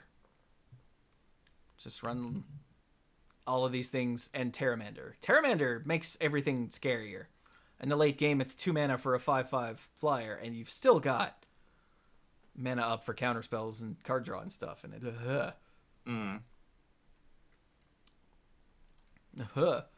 Let's see. Eric Hawkins in fourth with another Azorius aggro deck. Zach Allen in fifth with Esper Control. Tim Donnelly in sixth with Sultai midrange. Bob Culp, seventh, same thing. And then Noah Strassler in eighth with Sultai Climb. What is this? I'm going to guess it's the freaking yeah, there it is. Hadon's Climb. Hadon's Climb. Other than that, it looks pretty much like the other Sultai decks, just worked in some climbs. So, okay, sure. Can I back up a minute? I have a question about a card. Okay. So I would have asked sooner, but there was a bunch of roboting going on, and I assumed it was on my end, so I just sat quietly. I mean, I heard it too. The chat didn't freak out, so I assumed it was just us. Okay, good. It's probably just us. Way back in the Bant Nexus deck, there was a card that I ran across that I had not really noticed before now, and it's a common from M19. It's Root Snare, which is an instant for 1 and a green, prevent all combat damage that would be dealt this turn. Was Fog too powerful? Why does Fog cost 1 more? Because Fog actually probably was too powerful? Yeah, that's my question. It would Fog actually be a problem right now? Are there cards that get you things that cost 1 back? Probably. That's usually why you see things like that. Because, like, yeah, the effect is not that powerful, and it's honestly not as good as people think it is. But I could very much see there being there's some card that gets you cheap and recurring 1 cost things back, them deciding, okay, well, Fog is now 2. Or like the Bolt variant, which is Bolt if you meet these conditions, but otherwise it costs more just to get around stuff like that. Yeah. But I don't know. I'm by no means familiar with all of the cards currently around or that they knew were going to be around when they printed it. Okay, thank you. That's all. Could be. All right. So yeah, that's your top 8. The from there down to the rest of the 16 looks very similar, except there's a Selesnya tokens deck down here in 16th that got Biogenic Ooze added in because and Growth Chamber Guardian, same response. Yeah, it was in the board of one of the ones in the main event. Yeah. It was fun. So, all right, that's your... And before we get away, there's 184 people in that classic. Ah, okay. Yeah. Since we're segueing, 260 people in the Modern Classic. All right. Modern always has more people than Standard in the Classic. So, let's run through these real quick. Kyle Peters won with Dredge.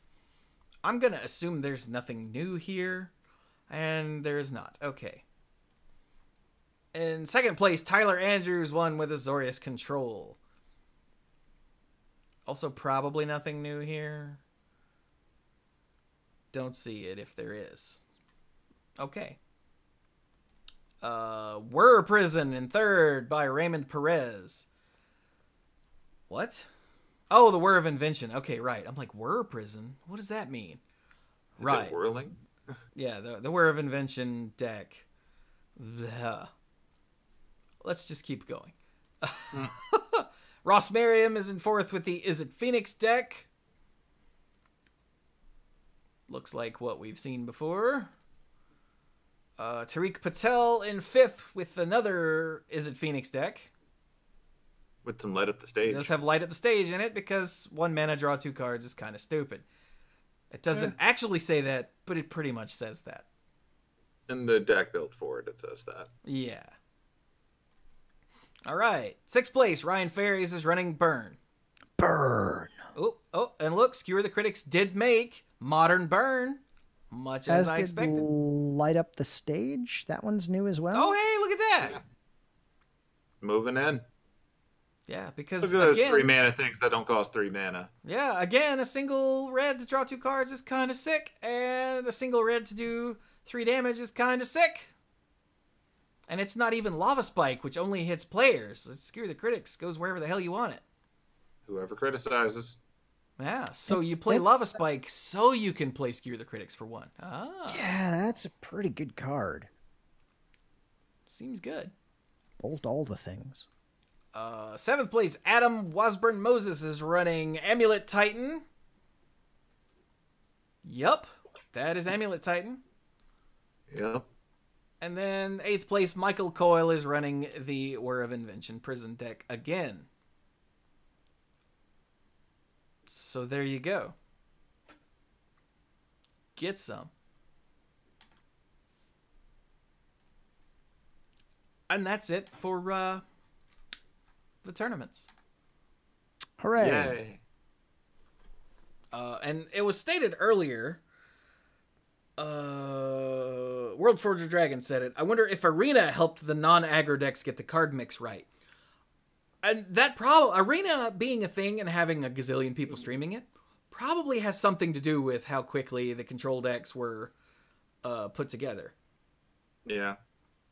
Because information these days moves way faster than it used to when first week of New Standard, play aggro was just the way of things. Mm-hmm. It also just straight up had the cards in a playable state before Paper did. And while some people are comfortable proxying things up for their testing, a lot of people aren't. And you only need so many people doing this in a highly visible state for people to start making assumptions. So yeah, they kind of got to go to their first tournament with a week and a half of deck testing available online. It'll be fun to see how these things evolve versus if it becomes like an actual solved format at an earlier point. We'll see. All right, so I guess we're done. Yep, I will hit the Magic things quickly, the Magic Online things. Oh, they're Magic Online? Oh, I didn't even see Just a few, they're very short. To hit them quickly, the pack per win queue has been retired as of last week on the 23rd. They've decided that it's really just not a great prize structure, so they're getting rid of it. It's kind of nice to see that. They obviously updated the treasure chest to account for the new cards coming out. They messed around with Lean and Arbiter's changes, which they keep messing with.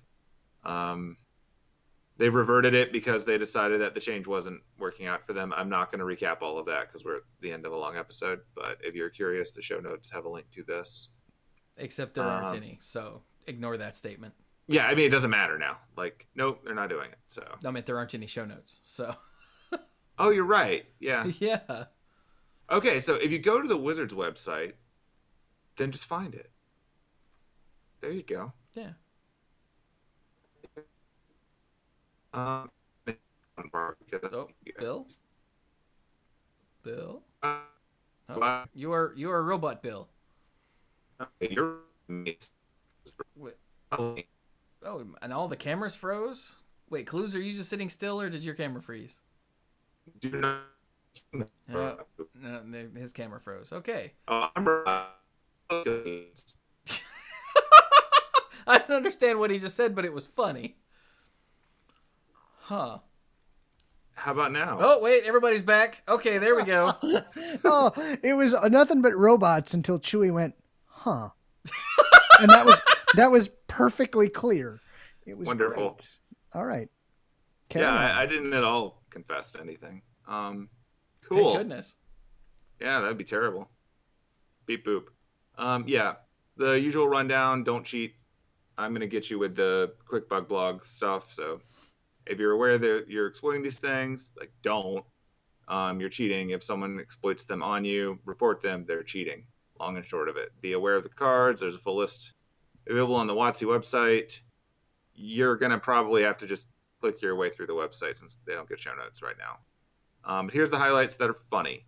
So a player can pay more life than they have with sword point diplomacy, but they will still most likely lose the game. I I just like that phrasing. For those of you who don't recall, reveal the top 3 cards of your library. For each of those cards, put that card in your hand unless any opponent pays 3 life, then exile the rest. Well, as the opponent, you totally can pay more life than you have in order to exile it, but it probably won't work out for you. However, don't do that. It's cheating, even though it's stupid 90% of the time. The other 10% of the time, what is wrong with you? Put that Platinum Angel away. You can't pay negatives. That's cheating. Cool. Phyrexian Revoker, with the amazing ability to, name an on-land card, and activated abilities of sources with chosen name can't be activated. Well, Momer Vig, Simic Visionary Avatar. Whoops. Apparently qualifies. That's a mistake. Whoops. That's funny, and it's a mistake. Because that's not a card. You shouldn't be able to do that. It's a Vanguard. That's a mistake, but it's funny, so I wanted to share. That is pretty funny. If a player attempts to cast Walking Ballista with a cost reduction effect, they are initially prompted to pay X equals 127. What? You could adjust this to the correct number. So, my favorite thing about that is that that's telling us what level, because it's 128 minus 1. So, that's great. Comedy. And finally, Keranos, God of Storms, the one that the state mandates you put in your sideboard, does not trigger when its controller draws a card. That's disappointing. Isn't that the whole point? When you reveal the first card you draw on each of your turns. Whenever you reveal a land card this way, draw a card. Whenever you reveal a non-land card this way, Keranos deals 3 damage to target creature or player. So hey, you got devotion? So he just doesn't do anything? Other than be a 6/5 indestructible dude? Yeah. What the hell? That's all. That's what he's there for. That's his job, yeah. He was furloughed is what happened. Heliod is like, I'm shutting it down. Heliod is all upset that Elspeth one-upped him, so he decided he was going to shut down Theros. And Keranos, who was state mandated to show up at work, decided to call in sick. Topical. Oh, speaking of Theros, if you'd like to hear more about Theros, listen to the latest episode of the Mana Pool, where we took a nice hard look at Theros and what it would be like for a normal person to live on Theros. Ooh. Yeah, nice we've named that segment "There's No Plane Like Home." That's a good one. Yeah, it was actually from a listener. I think like it was prompt. My Name is 14 is the one who came up with "There's No Plane Like Home." So yeah. That's actually a good recurring segment potential too, because that just sounds fun. So it was, yeah. That's way more fun than complaining on Twitter. We did that once late last year. We did Ravnica and Innistrad in an episode, and then I remember the Ravnica one. Yeah. This week we did Theros. We were gonna do 2, but Brian's Mad Lib was like epic in length. Like we've been going forever, and he goes, "All right, we're about halfway done," and we all were like, "What?" But the payoff was worth it. So. Oh, good. Yeah, as long as as it was the fun. payoff. All right, then. But yeah, so that's it for the bug blog. I just wanted to share all that nonsense with you because these are fun. Be aware of what doesn't work and avoid it, and report it if someone's cheating. By all means. So, there you go. That's that. Now I think we're actually done. All right. Okay, well, we will migrate into sign out. So you can find me on Twitter at SqueeGoblinAbob. There's no I in Goblin because I'm pretty sure it already got into Kingdom Hearts 3 and is spoiling things on the internet for everyone because this game comes out tomorrow. Good job, GameStop. Past that, I would like to note that over the past weekend, like in preparation for Kingdom Hearts 3, as someone who has not played all of the millions of tie-in games, I consumed all the plot in like 3 hours. And it's a mess. Everyone who's told you it's a mess is completely accurate. That is true. There are flowcharts that do not help. It's a total mess. But, on the same note, I get to play a Toy Story game, and it's not the Genesis. So, whatever, man. We got this. It's going to be fun. I get to play Big Hero 6. It's going to be great. I will probably be playing that a bit over the next week or two. But I will not spoil the plot, because I would have to understand the plot to spoil it. So, also, you're don't worry about it. An asshole. Yeah, I just don't do that. Yeah. But it's mostly noteworthy because even though they've released like 6 games since then, technically, like, Kingdom Hearts 2 was 13 years ago or something. Like, the current target audience for this game was born when the last game came out. So, roll with that. But I think it's going to be a lot of fun. I'm glad they got access to the Pixar stuff. It should be great. So, I will be doing that for a little bit, but I'll still pop online and do all my other nonsense as well. We'll see how long it takes me to finish a game that shouldn't take that long. With that, I will pass it over to Cluze. Hey, I think I have a lot less to say. I don't have any new neat video games to play. I finished Spider-Man for the PS4. Ooh. It was really good. Neat. I'm sad that it's over. Yes, I played the DLC. Mm-hmm. The only thing I haven't done is there are some hidden photo locations that you can do, and I haven't gotten all of those That sounds yet. scandalous. But that's it. Don't worry, Cluze. There's another Spider-Man movie coming out. I'm sure you'll get DLC. Okay, I do need more DLC. It's a really good game. I'm pretty sure you'll get right more. now, I just swing around the city and stop random crimes. That's what a spider does. And be spider. I thought that what spiders did was terrorize Chewie. No, Look, what spiders Chewie do is come into my apartment and get murdered. So, where one of the pictures you have to take in secret is? Yes. That's to sneak into Chewie's apartment and take that photo without getting murdered. It's a challenge quest. I would not advise it. You realize what I'm now picturing is Chewie holding a shoe standing over the corpse of Peter Parker. That's what I'm picturing right now. Oh, man, too soon. Yeah, if anybody can sketch that, that'd be nifty. Maybe it'll be a thumbnail. I don't know. If you want to find more from me, I am on Twitter. I am at Lacluyze, spelled just like it is in the show notes. Hey, anybody who is in the Midwest, be careful out there. There's a lot of snow. It's very, very cold. Wednesday is going to be stupidly cold. Like, holy crap. Like, be careful out there. Be sure that you have gas in your car. Take a blanket in your car. Make sure your cell phone is charged. Look, I don't know. Maybe don't go out if you don't have to, is what I'm going to say. Stay in and play Spider-Man for the PS4. You've got until late Tuesday to buy a PS4 and Spider-Man. Although you can download Spider-Man and buy it electronically. That works too. Either way, there you go. I think that's it. Although I do have a couple of great stories, but those will be in the odds and ends. You can find out how to get the odds and ends by some things Chewie's going to say here in just a second. Take it away, Chewie. It's true. I wish I had some awesome new games to play. Dude, you've been playing the classics. Hey, you could play Pizza Titan Ultra, which is a really good game. I could. And You see how you can tell that Cluze isn't looking at the video feed? No, I'm totally not. After doing a pinball stream on Saturday, I kind of wished I had played Pizza Titan Ultra on stream instead. Yeah.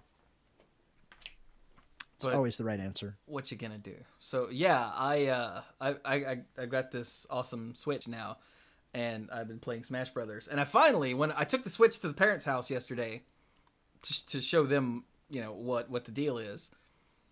And I actually plugged in Mario Odyssey for the first time and ran around, and they were both impressed. Mom was impressed because the T-Rex had a little mustache. And yeah. And the old man was impressed because it was essentially Mario 64, which is the last Mario game he played, but on steroids. And I was like, yeah. Like I was messing around with the controls, and I did a butt stomp, and he goes, wait, Mario can still do that? I was like, yeah. And then I did a backflip, and then I did the turnaround somersault and a long jump, and he's like, he's got all the same moves.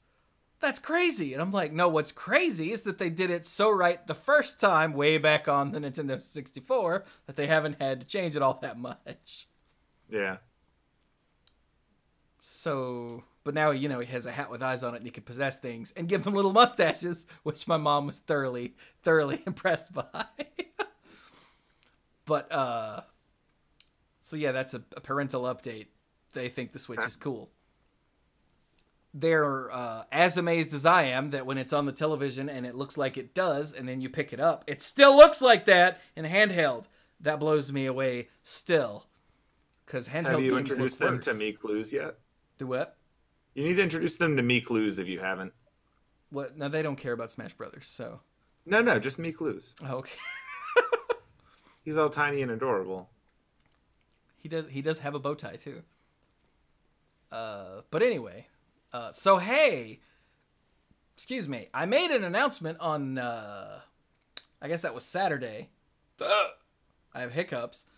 Might have been Sunday. I don't remember now. Over on youtube.com/themanapool, I now have so much video stuff that I have to do that I'm making 2 videos per day now. What? Yeah, because I've got, like, at my normal 1 video per day rate, I had roughly a month's worth of content just waiting to go up, which meant that anytime it was time to stream something, I'm like, I don't want to stream anything that I might potentially want to make videos out of ever. Which means every time it came to stream something, I was like, I don't know. So to work through that backlog faster and to eliminate some of that decision paralysis, I've upped it to 2 videos a day. So I have doubled my workload, and I'm happy about that. How often does that happen? That is unusual. Well, I mean, I'm not getting paid more for doubling my workload, so I'm just like everybody else whose workload gets doubled. Yeah, that's more common. Yeah. But I am really looking forward to it getting all, and I keep pointing over there because that's where my whiteboard is. Because I'm doing 2 videos a day now, I've had to schedule out what goes up when. So when my phone alarm goes off, hey, make a video public, I go, done. And I make the right thing public. So I don't put up like Mortal Kombat episode 13, and I haven't put up 11 or 12 yet because I'm Spoilers. dumb. But, so yeah, what's coming up in the next few days is, hey, the video version of Monday Night Magic that'll be up tomorrow morning. I started Legend of Zelda. I've got some Hearthstone, some Mortal Kombat story mode, and in addition to that, starting on Friday, some Super Smash Brothers videos finally start. I can't actually make any more videos just yet because of Patreon and the Slate thing that I'm about to read off, just in case there are any changes, but I've got a bunch of them edited and just waiting to be rendered. So it'll be like render 1, as soon as it's done, upload, start the next render, so I can start getting ahead again. It's kind of nerve-wracking, actually. Because I was like 4 days ahead, and then I realized I can't get further ahead because I don't want to have the outdated end screen. Damn it. So yeah, that's a problem. But anyway, so that's what's going on over on YouTube, and by extension also on Twitch. There will be more Hearthstone and more Smash Brothers. World of Light mainly is what I'm playing on Smash, getting through that, because I don't play it unless it's on stream. So I'm surprised I don't stream it 5 nights a day or 5 nights a week, because it's killing me. Because it's so much fun and it's so huge, and I'm like, let me not have 24 hours of stream to go through. Let's space it out a bit. And so now every time I pick up Smash, I'm like, and we lost Cluze. But so yeah, of course, if you want to help support what I do with this insane amount of content creation, well, just consume it. Hey, go to YouTube and watch without an ad blocker. That helps a lot, and in fact is the easiest way to help. Also, spread the word is the second easiest way to help. You know, put it on social media things and say thank you, or say thank you. Say, hey, watch this, and I will thank you, is what I was trying to say. But the most direct way to support what I do with the 2 videos a day and 2 podcasts a week and the freaking streaming all the time is to go to Patreon and become a lifeguard. Yay! The uncommon lifeguards get the silver uncommon name in the Discord server, and they get early access to Manapool episodes and all the YouTube videos, which will be a lot now. So you get a lot of early access, like a lot. Like right now, you've got 1, 2, 3, 4, possibly 5 videos that aren't public yet that you could watch that aren't going to be going up until Tuesday, Wednesday, Thursday, and Thursday. I'm just saying. That's Thursday. Yeah. The rare lifeguards get the early access, get a gold name in the Discord server, and get access to the odds and ends, all the stuff recorded before and after both Monday Night Magic and the Mana Pool. It's uncensored and unfiltered, and I'm terribly sorry that those are behind again, but they're all about halfway done. And well, except totally for this one, worth obviously. Totally worth it. Cluze says it's totally worth it. It is. And I believe him. Cluze, would you lie about that? No, goodness no. Would you lie, period? If I needed to, yeah. See? And he's honest about that, so you know he's telling the truth. Unless that's a lie. Damn it! But wait, if that's a lie, that means you wouldn't lie, which... Anyway. We should have gone with that other guy who also says he never lies. I don't know which one. There are too many. So, that's the thing. What was I doing? Oh, right. And the Mythic Lifeguards get the Mythic Orange name in the Discord server. They get the early access. They get the odds and ends. And they get the sponsorship shout out on all of the podcasts. And their name on all the end screens for the videos that go up that month.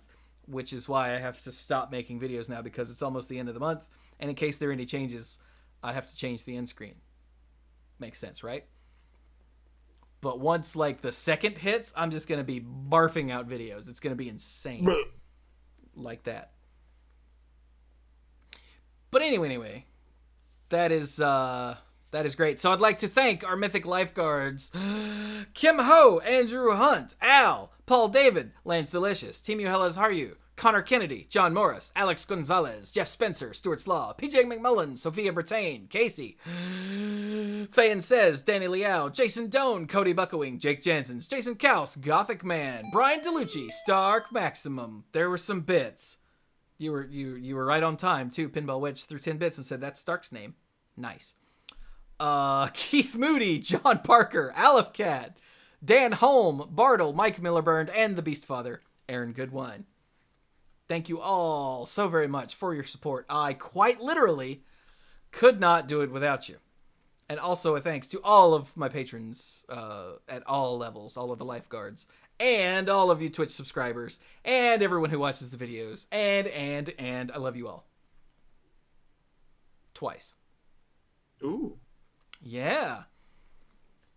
So with that, I guess we're done with Monday Night Magic number whatever, 638. This was a long one, but it was 2 weeks worth. It was covering 2 weeks. I constantly had to ask, what the hell is wrong with you people? So, you know, if you love magic so much, try to just calm down and think rationally for just a minute before you lose your mind on social media, because that stuff spreads. Like, we as nerds really need to change the way we relate to things. We really do. Stop instantly getting angry and instantly spreading hate and vitriol towards the people that make this thing you love. Your default reaction shouldn't be anger. Correct. Sometimes Theoretically, you're into this stuff because you like it. Sometimes anger is justified, but your default reaction should not always be anger. Yeah. So just please, everyone, if you're listening to this and you're still here at this point, there's hope for you yet. Just try. Do me a favor and try. When something changes, just take a breath before you start. Like, it's fine. It's not the end of the world if you don't know how everyone is doing at the end of every round. It sucks. If you're into that sort of thing, it really does. But there's no reason to try to burn Wizards of the Coast to the ground. It's fine. I recommend having multiple hobbies. So when you're frustrated with one of your hobbies, go to the other ones. And then by the time you're upset with those hobbies, you can go back to this one. And you go through this circle of not hating everything. Yeah, this is really good advice. Have hobbies, not hobby. Yeah. So that'll be where I end off. Just please, everyone. I know that a bunch of people didn't like it when Gillette said it, but try to be better. All of you. I don't care who you are. Just try to be better. It'll have a knock-on effect and be better for everyone. Like there's a low-level goodness that will just spread. We've really got to raise the floor. We really do. But anyway, so this has been Monday Night Magic number 638. If you're still here and didn't, who does this asshole think he is telling me to not be angry? Click. If you didn't do that, thank you so much. And I hope you all have a lovely, lovely period of time until I talk to you again. Have a great future. Yay, future. So thank you all so very much for listening, and go enjoy some magic.